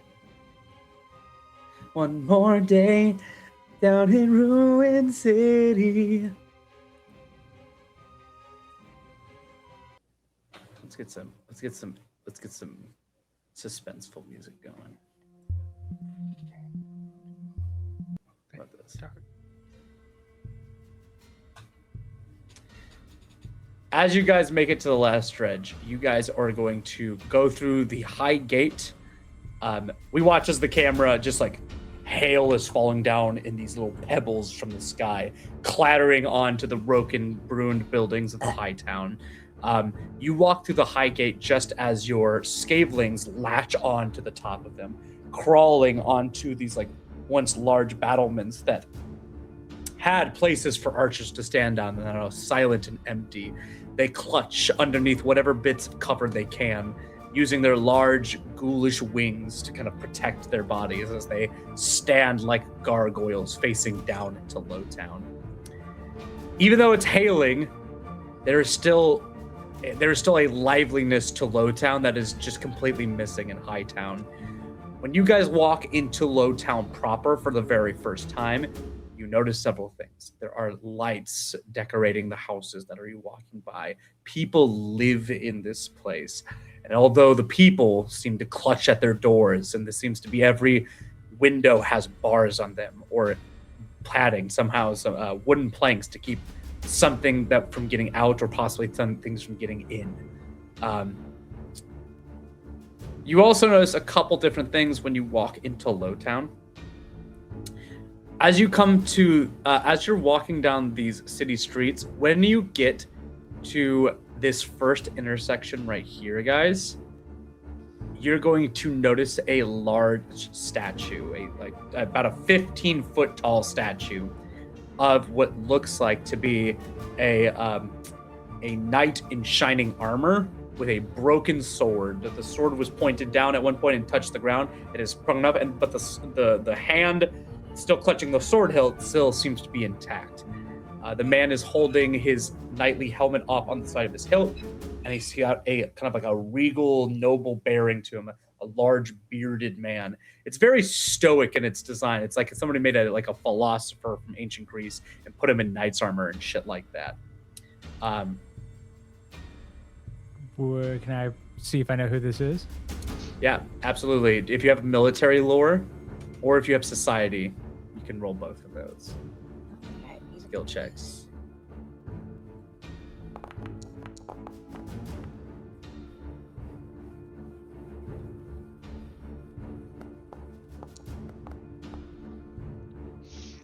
$21. I also said accept a nature check if you would like to look at the material the statue is made out of. I am not good at that, and I am untrained. So Understood. You said You can check untrained if you would like to try. So I got society from Corwin. Society, that's a regular success for Ruben.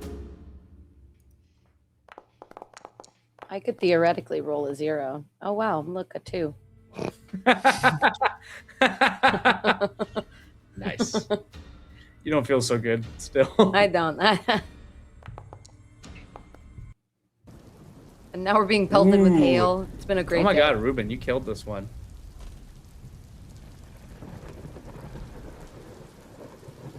all right. With that, Ruben, you pause as your group is wading through the rain and the hail. You're kind of you guys kind of moving between the aprons on the front of the houses to kind of guide your steps. Luckily, the houses here in Ruin City lean hard enough that they actually offer some protection from the elements as you get into Lowtown. You look at the statue and you recognize the symbol as an ancient knightly figure back from the Miller and Galtian days. He was, in fact, a champion of Sovereign. His name was Sir Leonis. Okay. And what is the statue made of? When you look at the statue closer, it appears to be like some fine Italian marble. Like the Mirangult back in the day used to be one of the wealthiest countries in the world. But at closer look, its material isn't even marble. It seems to be a very particularly ionized salt that seems to have veins of marble with salt running through it in these like delicate lines, almost like striisms in like the actual stone. I'm gonna kind of like run my like thumb along and be like, how is it not falling apart? Indeed. Its joints are made of salt. The chinks in its armor is made of salt.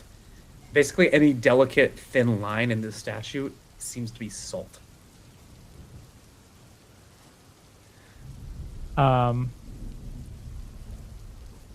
turn and relay that to my group. You do so. How is it not falling to pieces? Do I feel magique coming off of this statue? You can't just feel magique. If you want to try to, if you want to try to. I cast detect magic. Let's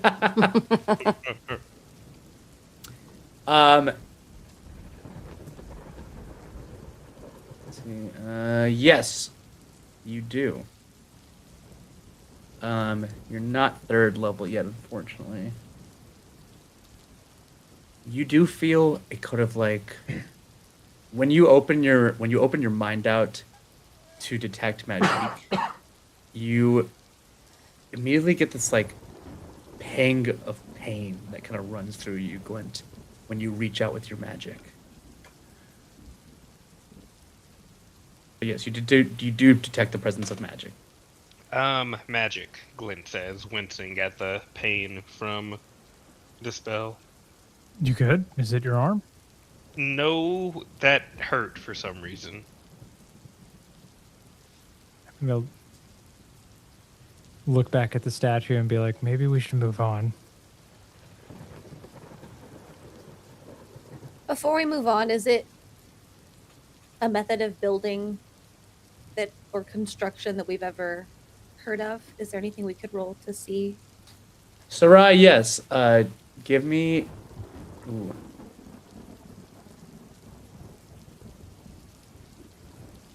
Yeah, look back through my messages to you guys. Give me a society check, Sarai. If you don't have society, then just roll me a. Okay. You look at the statue, Sarai, and you actually roll me a city.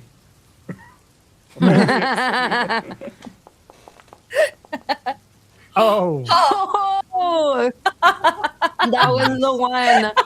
A city for the win. A city. Remy, say the name of the city. Requiem. Hell yeah! Okay, let's go, Remy.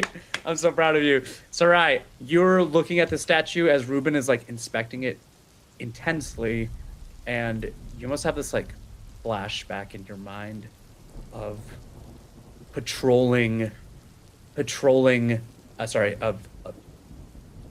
holding close to the ground as you are walking through the high temple district of Requiem, a place that few people outside of the church, outside of the station of Reuben and maybe his father have ever been. As you're silently making your way from the high ivory pillars in each of these like beautiful and immaculate gardens and temples, you look up at the statue to Sir Leonis, and you see in Requiem, it's kind of like a pale imitation of this exact kind of statue, of regal faces representing sort of like natural aesthetic beauty of these massive, masculine, chiseled noses, powerfully built bodies, long white flowing beards, mixing the both idea of both wisdom and strength simultaneously. And snapping back to reality, in this present moment, you realize that such statues are most likely based off of statues just exactly like this.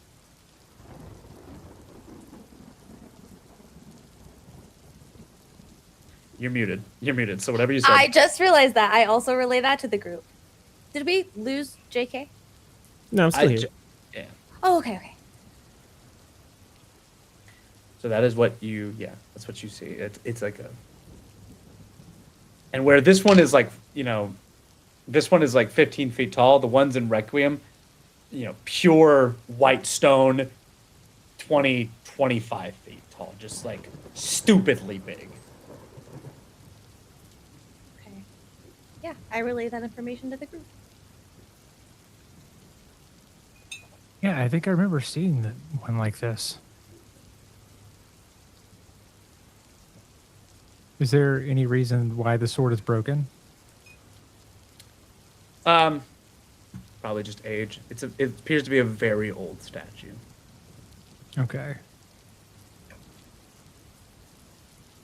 or I mean, possibly like defamation. Like somebody might have intentionally broke it.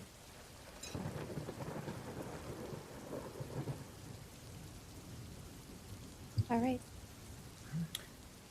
There's nothing I hate more than being stared at by large, overbearing men who are full of themselves. Let's move on. You guys move away from the statue. The camera lingers on the statue for 3 seconds after you guys walk away. The eyes of the statue just solid white. The lines of kind of whitish salt. As water rolls down it, we make our way to the last dredge tavern. That was weird. Why do I feel like he's like, you guys missed something? It'll be there on the way back. Yeah, it's not going anywhere. He just likes to be like spooky Ruben's and not on. foreshadow shit. Why is Ruben not here? Ruben, get your ass out here. Because he's actually accidentally the statue now. It's a weeping angels kind of situation. I was gonna say, That's how they work, right? I'm the fuck out of here. If that statue does move, that's some Doctor Who Could shit. you imagine I'm a out. 15-foot tall weeping angel? I think that might be the most terrifying thing. Yeah, there's Well, an I've heard of episode like that. Yeah, there's No an way. episode where the Statue of Statue- Liberty. No. It's No really way. scary No way. and really sad. Oh. Yeah. Oh. Okay, you guys are walking into Lowtown, and as you're heading to the last dredge inn, you're noticing as you guys are walking down there, more and more lively presence. In fact, you guys, as you're walking down, you begin to hear like people are talking and kind of complaining from inside of their houses. The tin of the hail hitting the houses kind of makes it like muddled, so you can't really hear anything. Some of the things you pass on your way there, you see there is a cart rolling up with what looks like you see royales. Once again, leather armor, shields over their head, protecting themselves from rain, with a cart full of food. They seem to be stopping at each house with. Okay, as you're kind of watching that, you watch as a black wagon pulled by white horses passes you guys and takes a right down the same roadway that you guys is on the same road you guys, and then takes a right off of it about like 100 yards up. And at the corner, at the intersection of the 3-7s, you see a large and repaired tavern with light pouring out of each of the windows. Real quick. Guys, why don't we have a wagon? Because we've been apparently too busy fucking around with the undead for our first 2 weeks here. But you It's on the said to-do list. that you said that the royales were pulling a wagon, giving food to each of the houses. Probably the ones who have paid them. But yeah, no. That's what I was getting Correct. to. I was like, Glint's gonna watch them a bit and see if they skip any. Ah, yes. 100%. Oh. And it seems to be, you watch here, I'll even do an interaction for you. You watch one kind of walk up, go, Russians are here. Please, we could use some more. Everybody gets their allotment. How many in the house? Well, there used to be 5. How many are there right now? 4. You'll get 4 then. You watch him hand out 4 bundles, and then he walks. How's our food garden coming along? Glint says, turning to. It's going great as far as I know. No problems.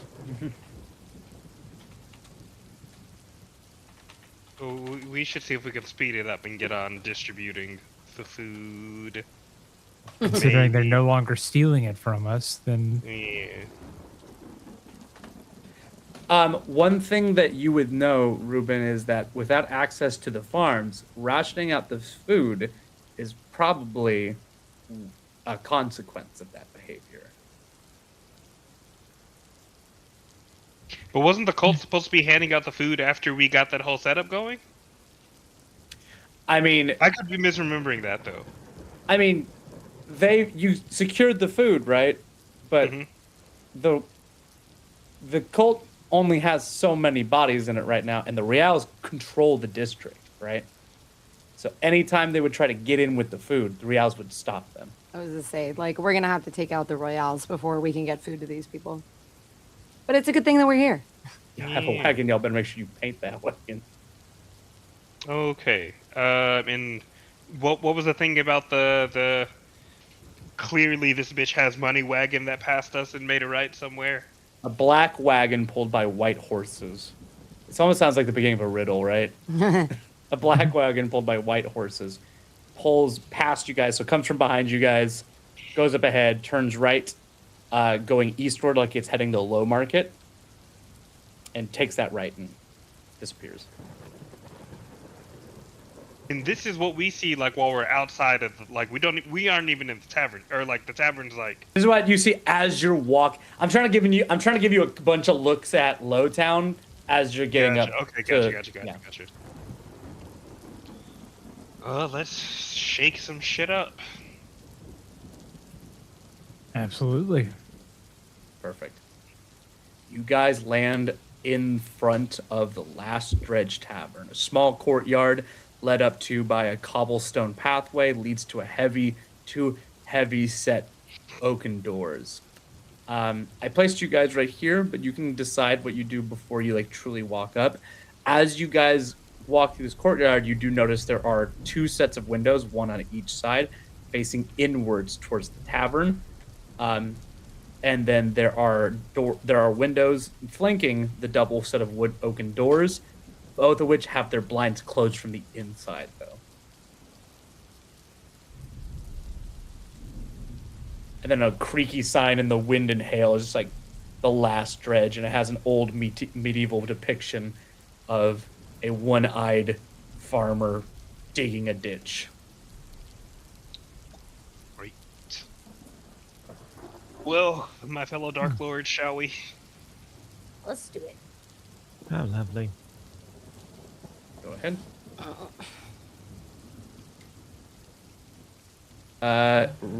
Glint, as you walk up, you notice there is a brass bell at the front of the door that says "Ring for Service." And you notice there has been a chiseled crown into the side of the bell.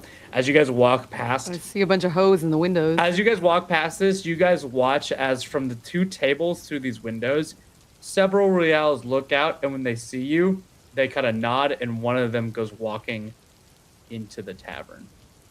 I ring the bell. Ring, ding, ding, ding, ding, ding. You watch as a slat open up in the door, and a Royale sitting there. You must be them, huh? Come on in. Yep. He swings the door open. You're greeted with a bar teeming full of Royales. This checks out. You guys then hear the music. My occasional clairvoyancy tells me the leader is this man over here in the corner about 45 feet away from me. You would think that, you fucking nerd. Also, do you have Robus out right now, or is he in your brain? Unless he is out here against my will, he is in my brain right now. I will remove him for now then. You guys, as soon as the doors open up, you guys hear like cheering, like yeah, that's right, yeah, it's a real piece of a day, isn't it? And as soon as you guys walk in, the music, you see a guy with an accordion, and a couple other musicians stop for a moment as you all five walk into the room. Ruben, you want to move up with your friends? Yes. Okay. As you walk in, everybody just like turns over and starts looking at you guys. And you see this one right here goes, "Go back to what you fucking was doing!"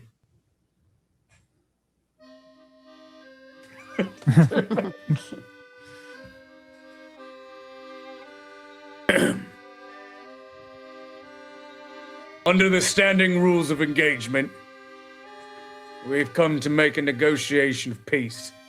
Means none of us is gonna fucks with you. You're not gonna fuck with us, right? Don't start none, there won't be none. Our thoughts exactly. Speaking of, the boss is taking care of business right now. And we didn't know Wednesday was gonna show up today. So, we're gonna go get him. Feel free to grab a drink. You know, I want to eavesdrop on the boss, obviously. What'd you say? I said, no, I want to eavesdrop on the boss, obviously. Are you looking over in this corner? Yeah. Okay. Hold on, there's several things that are gonna happen. Okay. I knew your eyes would immediately be drawn to this corner, but give me a second. If you look over there, you see there's a large table that clearly has 5 seats that are that have been brought out for you, and a large circular table with a high back seat facing in the corner. One other seat sits at that corner, and you see kind of like an astute, angular-faced looking man with slightly pointed ears and spectacles that he pushes up regularly as if they don't fit him quite well. And he seems to be scribbling things down in a book. And you notice that he keeps glancing at you 5 and kind of turning himself back to the book and scribbling. Then he looks at you and then goes back to scribbling.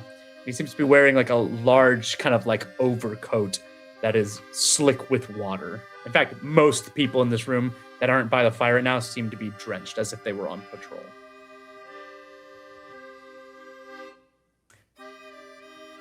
You have a minute. What do you guys do? Go to the corner of the bar as close to the boss as I can so I can maybe eavesdrop. He's not saying anything, he's just scribbling in a book. But yes, you can do that if you wish. But he could say something. True. So you're gonna come right here? Uh-huh. Arania, you walk up to the bar and you watch as all these royals turn and look at you with varying mixes of like sneering and confusion. Bartender. Oh, I forgot to make a bartender. This guy's the bartender now. What'll it be? What do you have other than swill? Swill's the best we got, but we got some other imports recently. Milesian wine, some cider from the northern forests. Whatever you have that's red. Milesian it is. You watch him walk over to one of these large casks and begin to pour.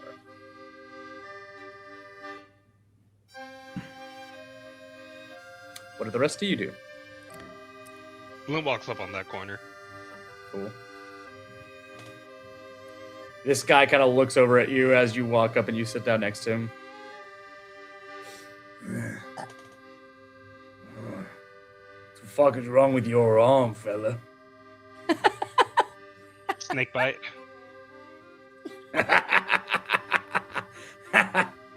Yeah. A lot of nasty beasts live here in Ruin City, am I right? Yeah. Puts his mug up to you. I grab the person's mug next to me because I don't have a mug right now, and I'll clank it. You see, the guy is like drunkenly goes, huh? Like he doesn't know where his mug went. And then I'll get some swill for myself. Excellent. I see you 3 have kind of made a table over here for yourselves. What are you guys doing? Yeah, I go sit down at the table and just casually climb up on the tall stool or whatever and start swinging my feet a little bit. I wanted to eavesdrop on these people because that lady looked interesting. As you go swinging your feet, you see that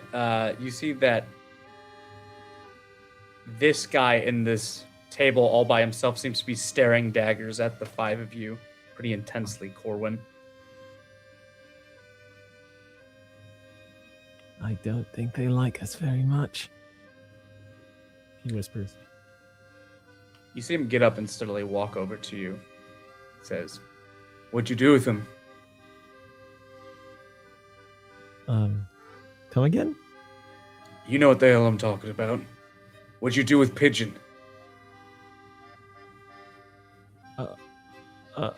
He's gonna just Is look he at... dead? You sick sons of bitches! You watch as the guy from earlier go, "Easy, easy!" I'm just gonna look at Ruben like, I'm not sure if we're supposed to lie or not. I'm just gonna look at Ruben like, Oh, what would it matter to you? You sent a fucking child into our den, as it were. We didn't do shit! Oh, didn't you? That's what he said. I swear to God, if you touched a hair on his head. You mean Then like y'all what? did? Wasn't he like? Didn't he have like beating scars, or am I misremembering that? He didn't look good. No, he was Yeah. definitely roughed up. Oh, yeah. And- I mean, like y'all didn't already. Glint calls out from the other side of the bar. At least it was one of us, and not one of you monsters! Oh, yeah, because that's Why so we- much better. Yeah. guys, we just got here, and I don't know why we're fighting. Pigeon is fine. Pigeon. It was fucked up that y'all sent a kid in there. But You Pigeon watch is as fine. you watch as two other of his friends come and grab him and pull him to the back, and but he yells and he curses you guys out as he's slowly pulled away. Sorry we gave him a hot fucking meal, asshole. He's In the doing back. great. Good kid, by the way. And friends his age. He's even got a little gooey friend. That, you know what? I'm never gonna say that sentence again. You watch as Zig somewhere in the castle goes, "She just said it again, didn't she?" I could feel it. I'm sorry, buddy. Speaking of Sarai, Pigeon, stop fighting. as you're yelling, like he's fine. You watch as a halfling, who's sitting at this table across from this lady and this other gentleman, kind of like sitting around, kind of like his face was in the full facial in a bowl of mashed potatoes, and he kind of like leans up and he kind of looks and squints at you. And he squints at you for a really long time. I lean over to my friends, like, I think that guy's staring at me. What did you do? Why do you assume I did something? I didn't do anything. I don't know. I mean, Sarai? Is that you? Do I recognize this person? You watch as he peels the mashed potatoes off his face and goes, Oh my god. "It's me, Pencha. Look, Pencha and Yakub." You watch as Yakub kind of turns over her shoulder and goes, Holy shit, it's the Scarf of the Bay. Oh my God, Sarai, what are you doing here?" And they both get up and immediately walk towards you. Your two rebellion friends that you had acquaintanced yourself when you had first joined the rebellion are sitting at a table right next to you in the Last Stretch Tavern. What are you doing here? I'm gonna give him a big What are hug. you doing here? Oh my God! You watch as the halfling like pops up in the table next to in between Corwin and Sarai. She goes, "Oh, look at you! Oh my! Did those Requiemite bastards get you too? Did they brand you up?" And they watch as they pull down their exile brands on their left clavicle. They show them off. What happened? How long have you been here? Years at this point. The last time I saw you was maybe like a year and a half ago. Yakub, what do you think? Yeah, it was about a year and a half ago. We went on that job and everything thought we let low, but no, they grabbed us. They nabbed us in the middle of the night. We thought a farmer was going to let us lie in the hay, but he ended up selling us out to the goddamn guard. I'm so glad to see you, but how did you end up with these assholes? Are they being nice to you? They look at each other and they just kind of like shrug. They go, "Honestly, it's been a bit of a wild year and a half. And after we were exiled, we pretty much had nowhere left to go. And after we survived making our way through the Dreadlands, we just ended up in Ruin City and well, they were looking for people with skills like us. Yeah, and we were offering hot meals too. So, Well, they found two of the best. this But is hey. crazy. Have you come to join us too? Okay, so about that, we have come to talk. And hopefully things... You should probably skedaddle because in a little while, apparently these people are coming from Hightown. They think they're coming from the castle. And we think they may be associated with whatever evil presence woke up about 3 weeks ago. So if Are you you don't talking want to be around for that, I say we grab what drinks we can, we slip out, and we go catch them. What do you say? Hey, so about that, that is... Are you talking about the dark... That's us. That's me and my friends. We're the new Dark Lords. It's... I know. It's really weird. You It's watch a- as Pension a just long faints. story. Just faints off the table. No! We're gonna cut right there, and we're gonna go to Ruben. Ruben, as you're standing there behind Sarai, you feel something kind of hit the back of your shoulder. And I'm And you gonna look. You turn and you look over at this table, and you see three royales sitting at a table next to Hearth, but this one has leaned out of his chair and has kind of leaned back in his chair and has turned his fully body towards you, and he seems to have like hit you with a hunk of bread. And as he looks at you, he takes off of his helmet and he goes, "Captain Garuth, by all the throne gods, I'd never expect to see you here." He gets up, and all three of the royales around his table gets up, and they slowly salute you. I'm gonna stand up and just be like, at ease. Put their hands down and go, Who do I "Come join us." recognize them? Nope, you do not recognize them. I'd be like, I'm gonna look back and see this Sarai kind of has her hands full, and I'm gonna look at Corwin and just kind of shrug and be like, "Oh, all right." Come on over here. I'm gonna walk over to him.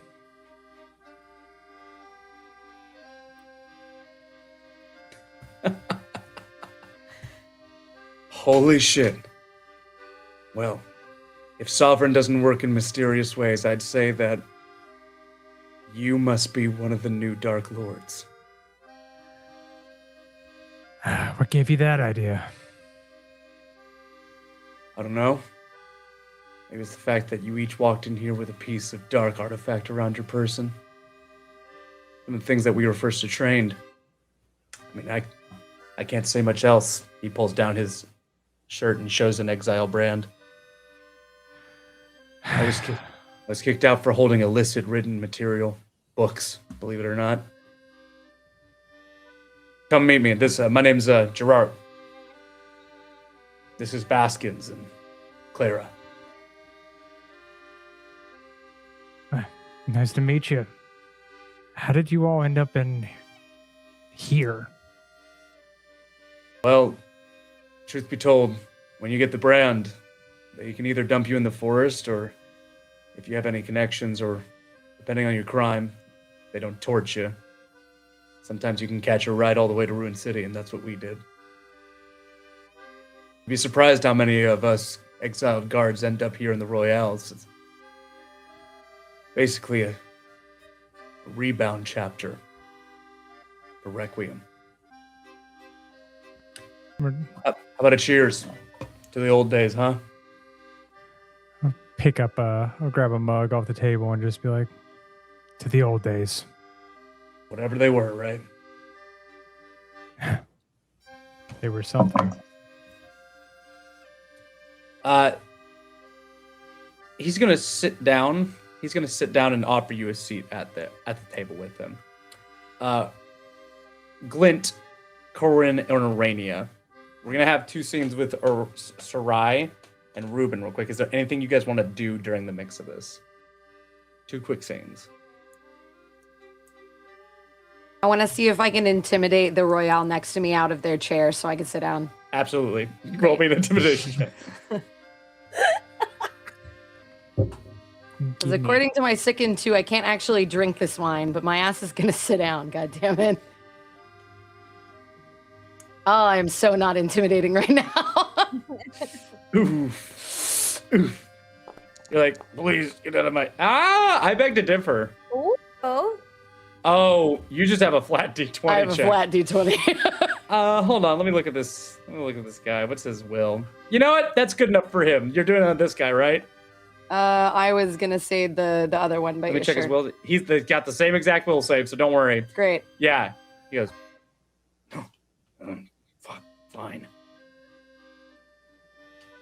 Go faster. He grumbles and starts walking to the other side of the bar. Men. And yeah, I'm just going to settle in. You watch as this person kind of is like, because you're the closest to him, this guy's just kind of like steadily, kind of like glint. You watch him steadily glance, just as he has been to you and the rest of your compatriots, and as he's writing down in his little notes, and kind of very sheepishly adjusts his glasses and goes back to writing for a moment. I think I'm going to like just full turn with my glass of wine and just stare directly at him. Ashamed of waving, he goes back and starts writing. Glint and Corwin, is there anything else you want to do? Nope, Glint's just... Yep, chilling. Corwin chilling? Yeah, he might order some food or like a drink or something while he's at the... Cool. You get a mug of swill and a bowl of mashed potatoes. Oh, wonderful. Yakub picks up Pensha and she says, well, this is... You're one of the Dark Lords? What the fuck, Sarai? I know. Crazy, and I feel perhaps misplaced, but we're here now and we're doing our best, but... What do you mean? What does you mean you're doing your best? To try to make it better here, not to do bad things. Sorry, I really should have been more clear. Yeah. We're not trying to, like, Dark Lord. We're trying to... Well, hold on. Harry and Vance, the ones who work at the Nomad's Gate, you saved their lives. I did? We did? Yeah. Good, They were taken by those crazy bastards over in the Rose Ring, the ghouls. Yeah, that's what we're trying to do. We're trying to make the living conditions... You're trying to make more ghouls? No, we're trying to make things here better. We're trying to make things here better for the people that are stuck here. That's crazy, but that's so you. She's like, as she's saying this, she's looking at Corwin like, right? That is what we're trying to do, right? Right? We're all on the same page that that's what we're... Yeah. Mm-hmm. Yeah. I mean, Pensha finally crawls back up and kind of like, looks at Corwin and sensing his timidness, kind of scoots half his butt onto the same stool since they're both small sized to share the seat with Corwin. He goes, that's crazy, but let me tell you, what's even crazier is being part of the Royales. Like half of us are from the guards, half of us are mercenaries and bandits that live in the Dreadlands, and another piece of us are rebels that have fled Requiem or fled the war with the demons that have come down here. You get that right? We're all working together now, and it's fucking crazy. That's kind of nice. I wish we're working to get... They've done fucked up things, right? I'm not misremembering this. The Royals have done fucked up Absolutely. things. Okay. It would be better if you were working together to do better things like we did with the old crew. But I'm not judging. It's a suggestion. Listen, we're trying our best, but I know. A bunch of ghosts took over our fields like a couple weeks ago, and made food supplying really hard. Sorry, that was so loud. Also, the pirates that we have to deal with in Abyssal Bay, they're dealing with this weird barnacle plague that's been happening. Thank God those assholes stopped kidnapping people from Hightown, or fucking, I don't even know why the people would pay us protection money anymore. But it's all sorts of fucked, Sarai. Like, each of us is just trying to make a way, and we just joined the first gang of people that had the power to do anything to protect people. Anytime there's like a zombie attack, or anytime there's a beast that comes from the woods, the Royals are the first ones that actually start fighting back. So, I mean, we made the best choice we could. Right, Jakub? And she just kind of like nods but kind of shrugs at the same time. I get it. Every time we untangle one mess, we discover a whole There's knot. there's another 2 problems that happens. It's exhausting. It's exhausting. And everyone wants you to have an answer, and then they're mad that you don't have an answer. And then sometimes you do have an answer, and while you're giving it, they're yelling at you. So you can't tell them the answer. Yeah. Well, hey, I hope this talks with the boss goes well. And even if it doesn't, they kind of look at each other for a second. You want to drink together for a little while? Yeah, absolutely. They pull out their mugs. Also, who's the little feller? Oh, that's my friend Corwin. He's great. Corwin, you want to come drink with us? Are you also a Dark Lord? Yes, I should have probably with that. Sorry, Corwin. Oh, I should have. The crown is fucking crazy. Literally, yes. We'll cut right there.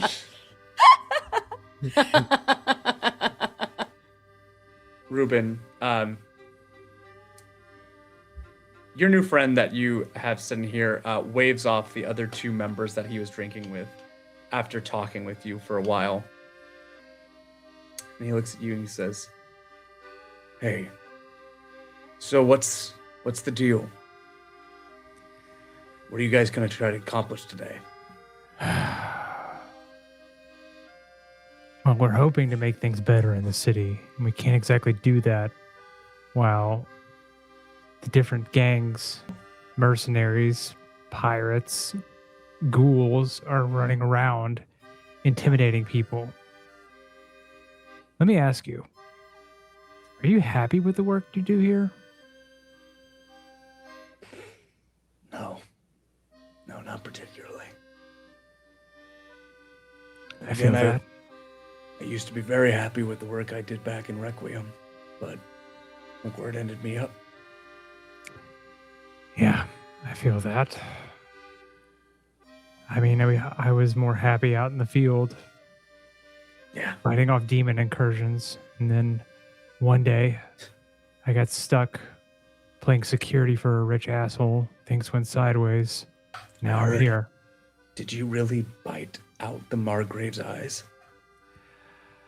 I shouldn't have asked. I'm sorry. I'm sure it's not a pleasant memory.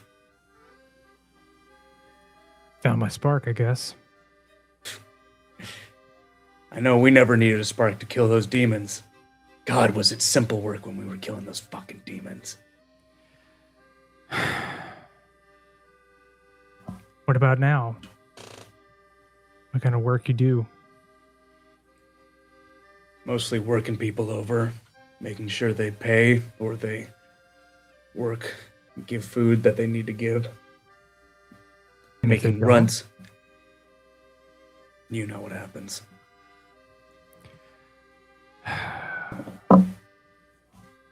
Let me ask you. Depending on how things go today, wouldn't you rather be doing work like you were doing back in Requiem? But this time for all the right reasons? Honestly, when I heard stories about you, Ruben, I thought if I was ever gonna meet you,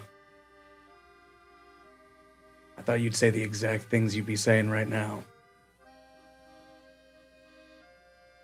I'm kind of amazed that you're living up to all of my expectations.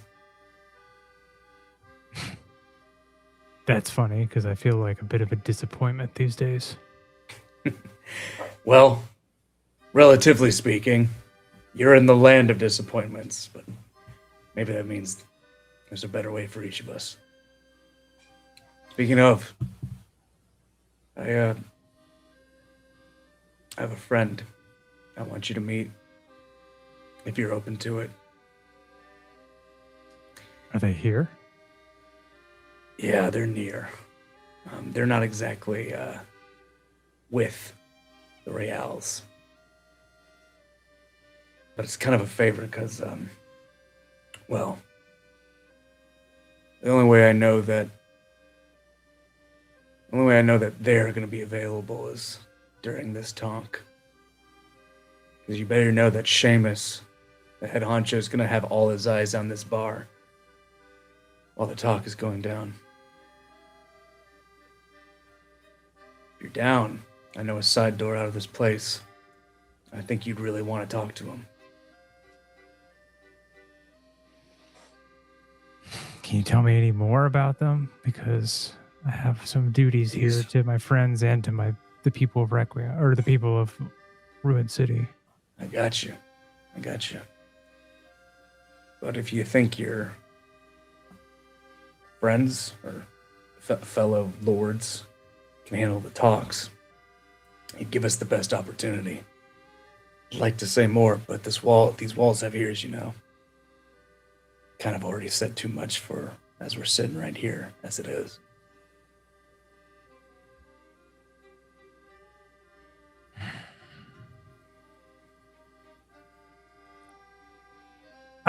Give me a minute. Meet me at the back left part of the bar. Okay? Okay. I'll be on the left wing. I'll get all the people that I know to get away from there for a second, okay? All right. Hey. Good to meet you, Captain. Good to meet you. Shakes too. your hand. I'm gonna go back over to Corwin, and I'm gonna just kind of lean down and like in his ear so that no one else can hear. Be like, change of plans. I'm gonna step away, but you all can handle the negotiations without me. Is everything okay? I don't know, but I have some business I need to take care of. Right about that time, you guys watch as the guy you talked to earlier step up and out of the stairs, and you see an older-looking gentleman in a long, flowing, reddish-brownish cloak step up from below. You notice there's several diamond tattoos underneath their left eye, and they have two large hilts with hooked blades on each of their sides, and they begin walking towards this feller right here. He's just the accountant. Kenzie figured it out. I had a feeling, honestly, with how many times with how nervous he was. I lean over to the guy who I was talking about, like the guy who I was talking to earlier about the Yeah, the guy you cheers with. Yeah. It's like, who's that? Oh, Seamus, the boss. I see.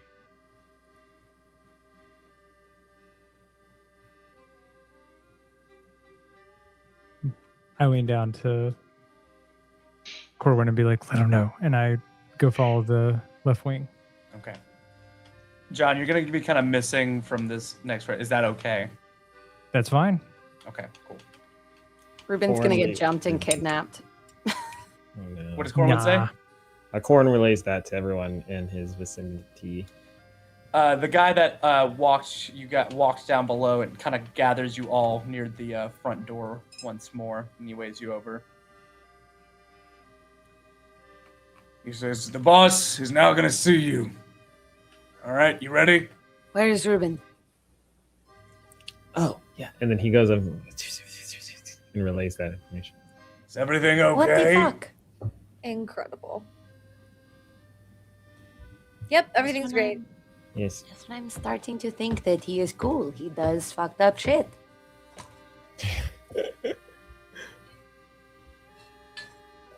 I trust he will do the right thing.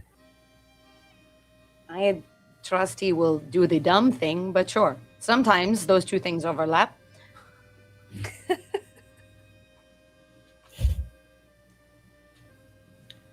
All right, well, without any further ado, he walks over.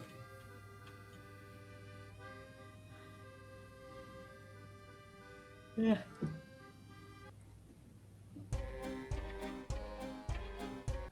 No, that's not the song that's gonna be playing. God, I need more music.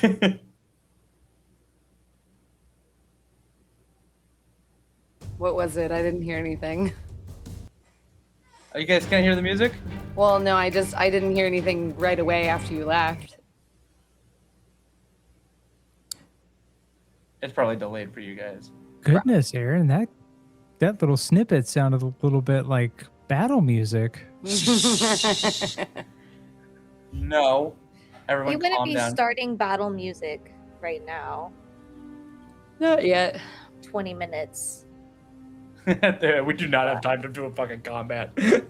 No. This is a social encounter, my friends.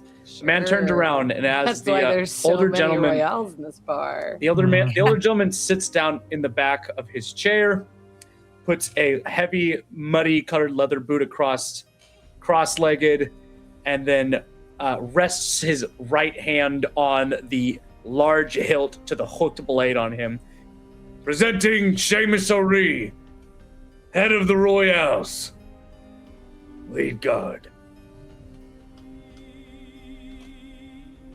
But I'm not gonna wait all fucking day for yous. Well, we've already been fucking waiting for you. That's the privilege I get for being head boss now. Come sit down and let's have a drink. Oh, no, I really don't want to do either of those things. Well, make up your mind, sweetheart.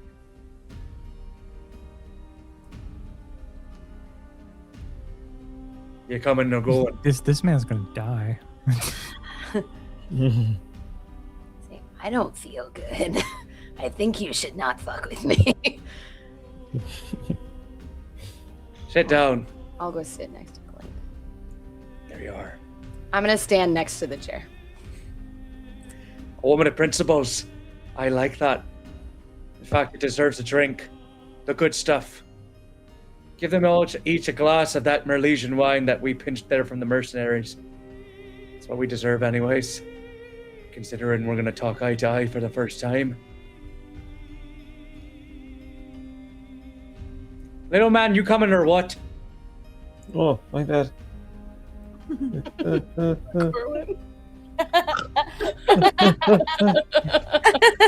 Arms up on stool. So much. I love Corbin so much.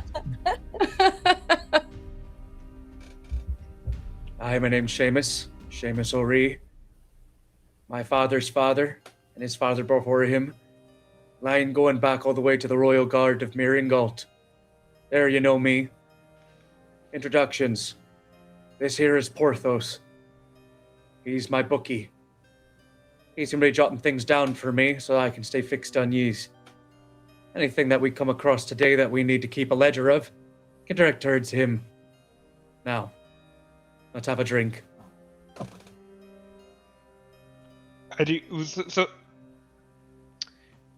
was that the wine that was just poured for everybody? Okay, and he drunk out of it first. That's it. Yes. Like it was okay. Yes. Glint- To be glint fair, to I've already been drinking it. That's what I ordered at the bar. That's fair, but it was a new bottle kind of thing to me. Yeah. True. Yeah. When you hesitate to drink, Clint, he goes, "Trust me, it's not my style to feckin' poison yous. If I was gonna kill you, I'd let you know beforehand." Glint gives him a look over. Fair enough. My apologies for the slight, and takes another drink. So, you knows me. Now I'd like to hear a little bit about yous. I'm sure you Also, would, wasn't there weather supposed to be boy. feckin' 5 as yous? Where did Ruben go? There were supposed to be Who 5 of us. cares?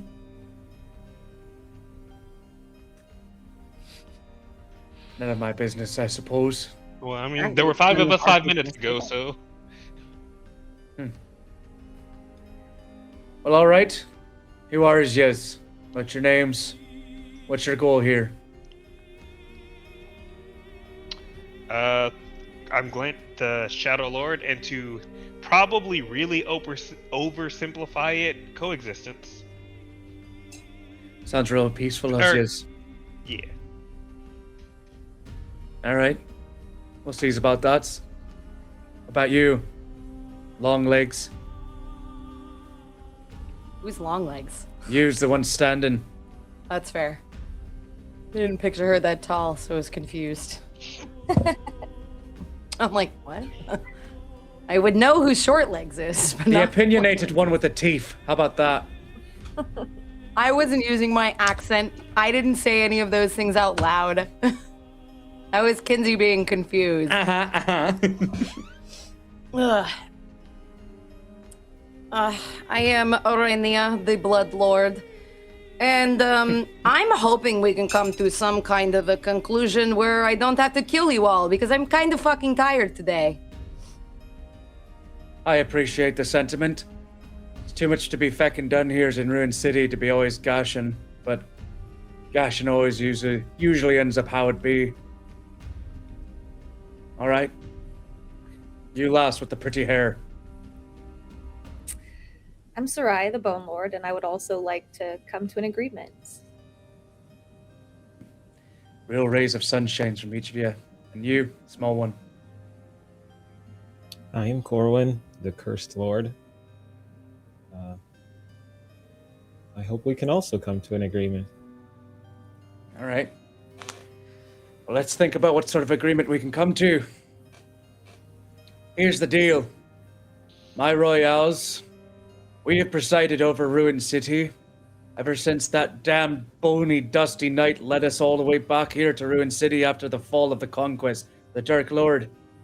So, we thinks we have a bit of a claims to the place. You said. After... I'm sorry. Go ahead. Was he just describing Alteus? You can assume that. Alteus led them from where to here? Well, You haven't their asked him yourself? Isn't he the dreaded caretaker of that damn castle you have up there on that cliff?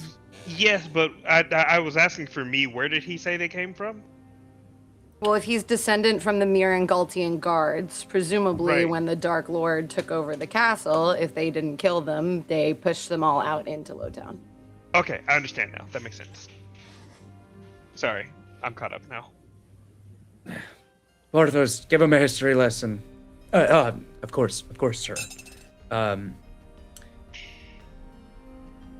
Well, as you know, the Dark Lord, the original Dark Lord, was obliterated by Hyros de Patrice, the current ruling High Archbishop of Requiem, and after that moment, the forces were scattered, and what few know is that for those both living and dead that were chased away from Requiem after the Dark Lord's defeat, the Doom Knight, as he is called, led them on a solemn march back to the ruined city. And eventually, the dead followed him back to the castle, while the living took up residence here. A quick summary. Hey, that's the long and shorts of it. Ask your bony friend all about it. I'm sure he's a real piece of pie to talk to. He often wishes we were dead every other breath, so you know. So how was it you ended up the position of Dark Lords of that spooky castle, eh? Well, as I'm sure you guys have observed, every so often our wonderful friends from Requiem wheel out people who have offended them in one way or another and try to send them in to get something out of the castle. And long So story you were- short, They sent us You- in to die. Let you were us part be of them. clear. You were part of them sacrifices that they were sending in there. yeah. And it was either activate the soul well or die, and I unfortunately do enjoy continued existence.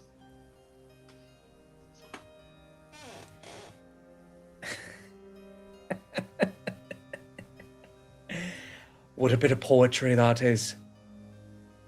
Damned if you do, damned if you don't.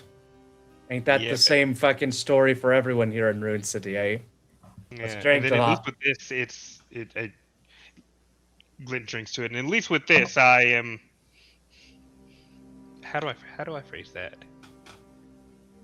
This was the way to stay alive longer, for lack of better words. All right. So, what does that mean for your ghosts and ghoulies that you have living up on the hill? I noticed that the kidnappings have stopped, and report is that you actually saved some of our boys that were back there in the ring. Which confused me greatly, considering that we weren't on the best of terms, Kurt. We're Dark Lords, we're not monsters. Although we do Also, have really- monsters. Lots of Requiem them. would disagree with you. What? Requiem would disagree with you. That's fair. Requiem disagrees with all kinds of dumb shit. That's a compliment. Yeah, they Yes. can. This isn't your first tango. It sounds like this ain't your first tango with the boys in white. Oh, Not for me, anyway. He looks at you really hard, Arania, and then he smiles. What? Nothing. You just Glint leans remind me over. of. He doesn't like when men do that. Stop. Trust me, I'm old enough. No one likes it when I do it. You remind me of my aunts from up north. And he winks at you. I now at this point in my life am unfortunately more familiar with the goings on in Requiem than I would like to be at this point, but All right. So, where does that leave us now? ideally, how do I like it?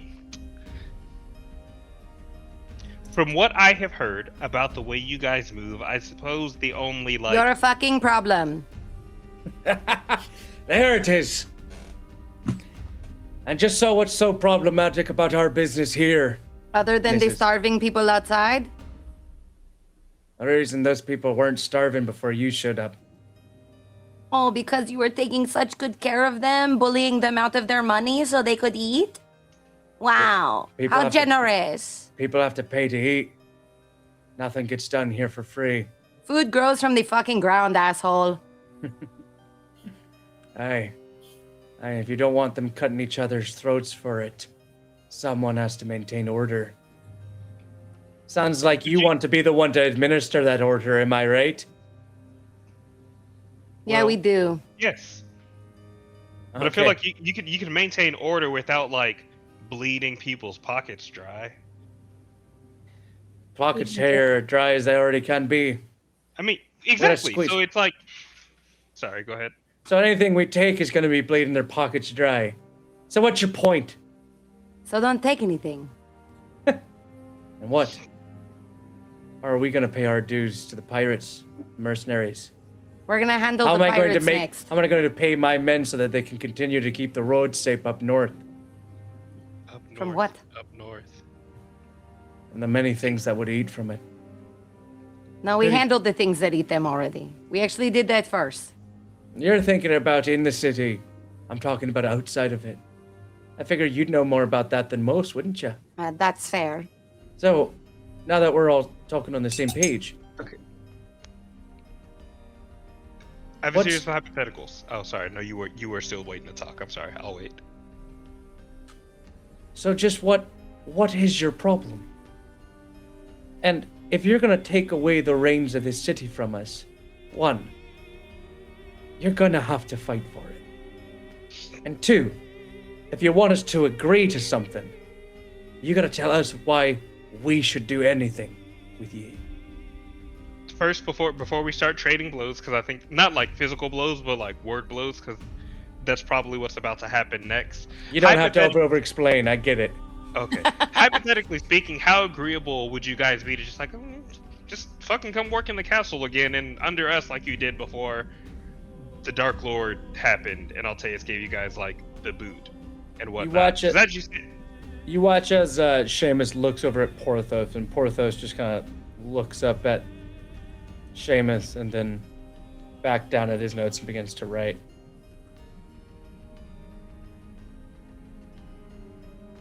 Is that your intention? It's just an idea that I'm willing to workshop. Here's the thing. Requiem has no doubt noticed that the soul well has been activated again.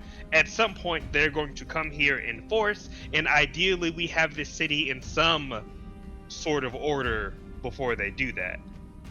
And we need everyone at least willing to be cordial or working together for us to deal with that, because at the end of the day, I'd like to keep the ruined city a still safe haven for the outcast and rejects of society that gathered. Do any of you want to make a diplomacy check on Seamus? You know I do. Who is going to do it? Okay. Glint has done a pretty good job of laying out, I think, your guys' argument, right? Who is going to make this check? Diplomacy. What'd you say? Glint, I can get possessed by a ghost and get diplomacy. That's the thing. I think of who at the table right now, other than me, is trained in diplomacy. If no one is... I am trained. Ruben is, and he's not here. Ruben, how dare? God damn it, Ruben. You said Corwin is trained in diplomacy? Yep. Because I've got like a -2 to everything right now from being second. That is which Corwin still gives me a +6. I just want to throw that out pretty there. Good. Not bad. I will guidance. If Corwin's gonna make the roll, can we use my me laying out how our stance as guide? I would request, if you're okay, I won't make you if you don't want to, JK, but I would like to request Corwin to make a case in-game, in roleplay, for the role. You think you can do that for me? You can do it, little buddy. I don't know if I'm prepared for that one. If you can't, it's okay. Glint can just get possessed by a ghost and get trained in diplomacy for this check. I personally, Aaron would love to see Corwin try to get his hand on the ball and be like, actually. Okay, so the main goal is we want him to basically come work with us in the castle as buddies. I mean, we want him to work with us rather than us having to fight about all of this. Basically, you're asking him to cede his power in the city to you guys. Mm-hmm. And Glint kind of was brilliantly playing on the fact that they used to work in the castle, so they might wanna again. Okay. I mean, generations before they worked in the castle. That's fair. Yeah. Corin will kind of shift his little body towards the conversation and say, don't you think everything would be much better for everybody if we all just could help each other out? We have recently come across an immense change that has allowed us to accumulate power beyond most people's imaginations. And unlike the previous Dark Lord, we intend to help those who have been wronged. And we think everyone can come together to help us make the city as we please and a better existence for all. Does that sound like something that appeases you and your people? Make me a diplomacy check, Corwin. Good job, buddy. Yeah, I'm gonna reroll that one. Yeah, And hero what's point. +1? Because Yeah, you said I can guidance, right? Of course. Yeah. I mean, when you start casting spells at the table, he's kind of like, you watch as Seamus kind of like slowly unsheath one of his hooked blades. Oh. That is Well, much better. Is it enough to be nudged? A nudge could help, actually. Show me the threads, bitch.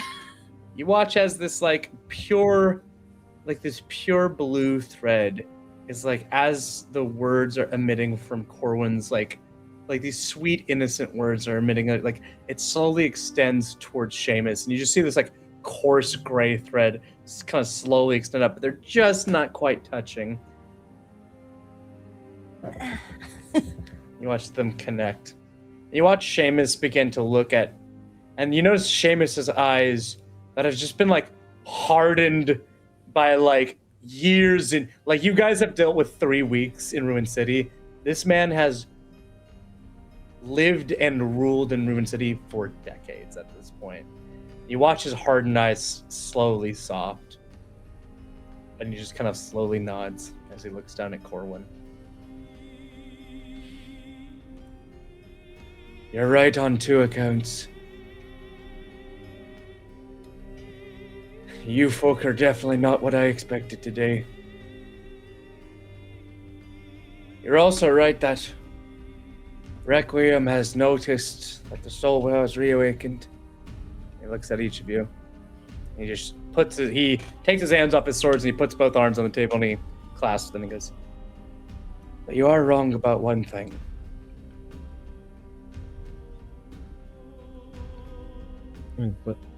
What is that? Requiem ain't coming. They're already here. And we are gonna cut to Ruben. Motherfucker. I knew it. Ruben's gonna get jumped and kidnapped. I fucking knew it. It was either be that or it's about to be a dramatic pause and the windows are about to like bust out. Right. Ruben, you walk into water and hail still clatter into the street. You follow your friend who's still carrying a mug with you, and he's got his hand on your shoulder and he gives you a few pats. He says, there really is somebody I want you to meet, friend. And I think you may be the only one we can count on when it comes to just how fucked this whole situation is. Why do you say that?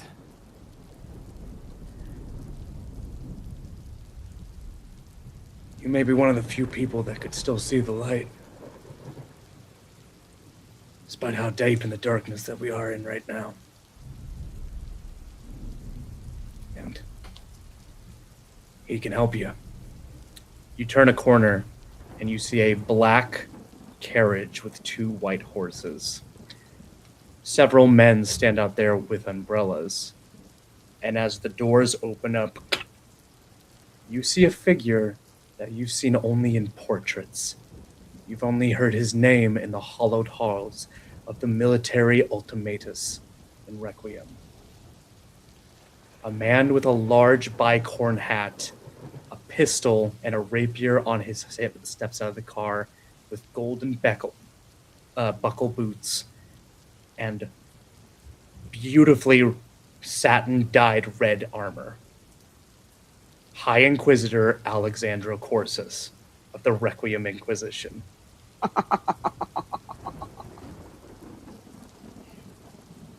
Ruben Garuth! It is a pleasure to finally meet your acquaintance. That's what we're in for today. I'm sorry, the vague German accent really got me. Oh, Mr. Jones. Yeah, exactly. That's exactly what it felt like. Aaron, for no particular reason, what was? Hold on. I need to look at something real quick. Yeah. What was my adoptive brother's position? Your adoptive brother's position. I guess. That isn't Xander, is it? No, that's not okay. Xander. That's good. That's good. Alexandrocorsus is like one of the top dogs in Requiem. Dogs. It's still funny that we're finally dealing with Requiem shit, and I'm not gonna be here next week. No. Fuck. Each episode? It's not the Honestly, same thing. I honestly really want Glint to be here for that episode, so maybe. maybe we play a game where We'll we do are hijinks in the castle. we are Ziggs, we are Skeleton Kid, we are Pigeon. That'd be so cute. And yes. the demon babies plants. And the demon They're babies. vampire Leshy. I was gonna say Hemogoblin, and one of us I'll let you play Alteus. No, you have to be Alteus, I have to be obviously. Alteus. One of us could be fuck. Who's another little guy? Oh, obviously Jacques the rat. Uh-huh. One of us could be Jacques the rat. We'll just play, we'll do a little mini-sode. Little filler episode. Alrighty. That is tonight's game. GG's, everyone. Nice. Memes. What do you think? What do you guys think? Finally, Requiem. I've been waiting to go for you guys to go to this tavern for fucking months. Honestly, I feel like really faked out because I'm like, oh, Seamus is actually, at least right now, being like Cordial. fairly cordial and cooperative. Like, I might be delusional, but I see us striking some sort of accord with Seamus. Oh. And then there's Requiem. We're just gonna one more time. No, leave me alone. Don't bully my friend, Kinsey. Sorry. Don't bully my friend. Let's go look at some memes. What is everybody's favorite moment from today? I love this session. I had a great time. I really like Ziggs. Yeah, I like those too. That's the first time anyone's ever said that. It's one of those, it's like, god damn it, we have another, like, minion to, like, look after. Wait, like, how many more baby NPCs? Yeah. We can't go to war. It's We have like- too many children. It's Exactly. like we were hatching and getting ready a whole bunch of, like, monsters and whatever, but we accidentally started them at, like, baby, and it's like we're in the, like, monster raising part of the we need more time. They have to get bigger. Honestly, I've had an idea for a campaign for a long time where it's D&D kind of light, where you guys aren't like heroes, you're like magical students from like magical university, but you're all going for like a magical veterinarian science degree, and your whole thing is just like you raise specific baby magical creatures like a baby owlbear and a baby griffin and a baby dragon, and you Yes, each get Aaron. like. Correct. I think that would be really fun to play, but Please do this immediately. Please do this yesterday. I have to think about what the actual story will be. Otherwise, it's just going to be us being like, oh, look how cute he is. Yeah, magic Pokemon. Yeah. Honestly, D&D Pokemon games are fun. I want that cat with wings. Oh, they the called? owl cat? Or no, it's called something else in D&D. It's a trestle. Something like a like that. Gale has one in Baldur's Gate 3. You guys remember what Yeah, it's but called? fuck Gale. Okay, well, goddamn, you're not the only one here. You don't like Sexy Wizard Man? No, she does not. No. It's I crazy hated because him look at me. immediately. Crazy because look at me, right? Not even close. Out of all the characters I think you would dislike, I think like the fucking autistic wizard would probably be like pretty close to the top. Like He irritated the hell out of me right away. I agree with you. Also, I hated Asterion at first because he's mean to you, and I'm like, you know what? Okay, a-hole. Give him a Like I chance. just Give him a chance. I mean, the other thing is that I was immediately in love with Karlak forever. So like, same. Because correct. You're being like, I always leave Gale in the I portal. always leave Gale in the portal. Yes, if I had known. The only If contribution I to this had conversation is, but Gale's sex scene is so good. Magic space. To be fair, Minthara, the one random evil person you can kind of get, also has a crazy good sex scene. You Well, can immediately the enact problem one. is that sounds like hetero nonsense. Oh, of course. Well, unless you're playing a girl. Unless you're playing a girl. Come on. What the fuck?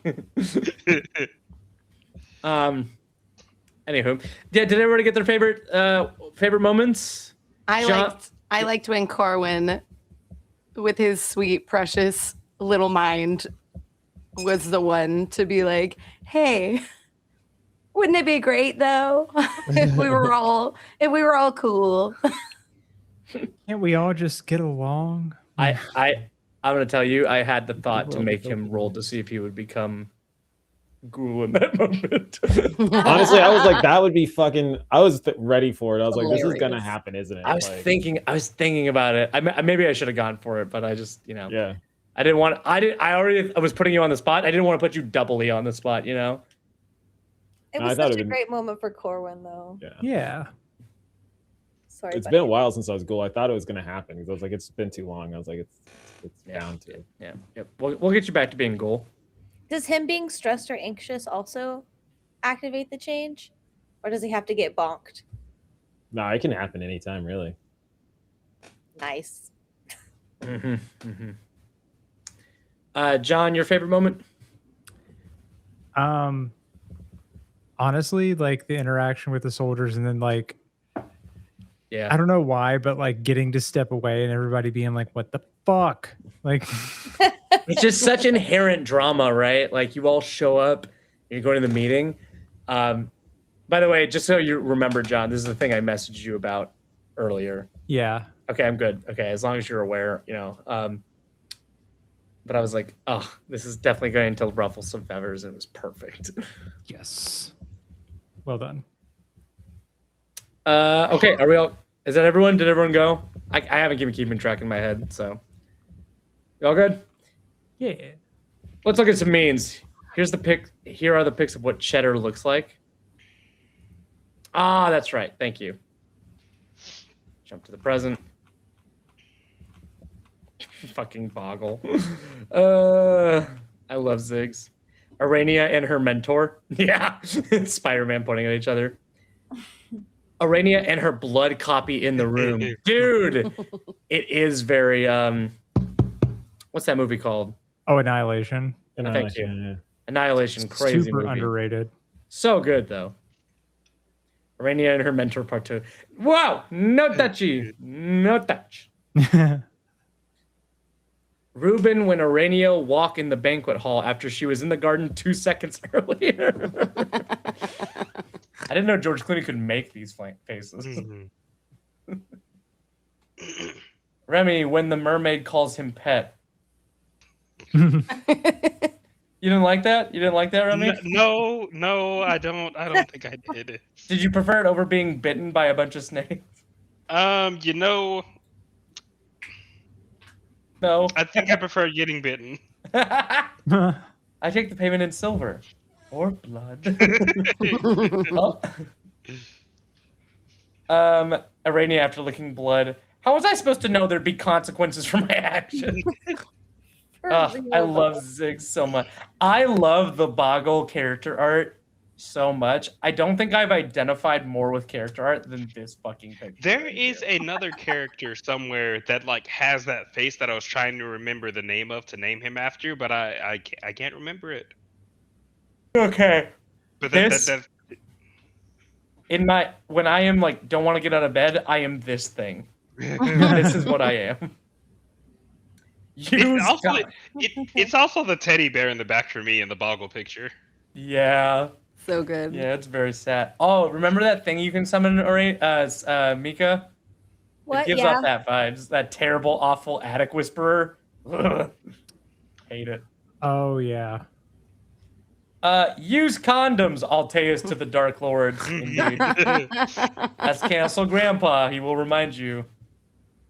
Hold on. Wrap it up. The Dark Lord's trying to walk to their meeting in Lowtown. Yeah, I maybe need to change the... I kind of like that it's always some fucking ass outside. I mean, at this point, it's just... That's just how it is. You open the door and it's like, oh, a Category 3 tornado. Wonderful. That checks out. That sounds about right. Sarai talking to her old friends. Yeah, about that. Oh my God, Mika, you set that up so well. That was so funny. Getting as much knowledge as possible by perception. Licking things maybe. Wild that the shoe jumped to that so fast. That's such a Kinsey move. It's me. It's 100% That's me. the first thing Kinsey I does. love it. Corwin drinking swell of a regular sized pint glass. That's funny. It's got to double hand it like. See, that never actually happened, but I saw that GIF searching for something else, and I was like, hold on. Kinsey, this is a direct attack on me as a DM. This is why nothing gets done quickly in my campaign. The main story of Nightfall, us having shenanigans in our spooky castle. God, it's so true. Ruben, don't go anywhere. This is super important. Ruben. I hadn't seen that one. That one's good. Oh, shit. Oh, shit. To be fair to John, I told him when he went to the tavern, I had something planned for him. If he didn't have to take it, but if he wanted to, I was going to do a thing with him, okay? So it is partly my fault. So don't put it all on that poor man's shoulders. Ladies and gentlemen, that'll be episode 22 of Nightfall. Thank you so much for being here. Thank you for Dela. Thank you for Zero. Thank you, Darkman. Thank you, CS Smith. Thank you, Puppet for Darkjailing. I love and appreciate all you. Thank you to my wonderful players. Thank you, Corwin. Sorry, I should say your real name. Thank you, JK. Thank you, John. Thank you, Kinsey. Thank you, Mickey. Thank you, Remy. We will be back again next week with a beach episode, maybe? Yeah. Until then, don't be afraid of the skeletons in your closet. They just can only speak sign language. Thank you, and have a good night. Bye. Bye. Bye.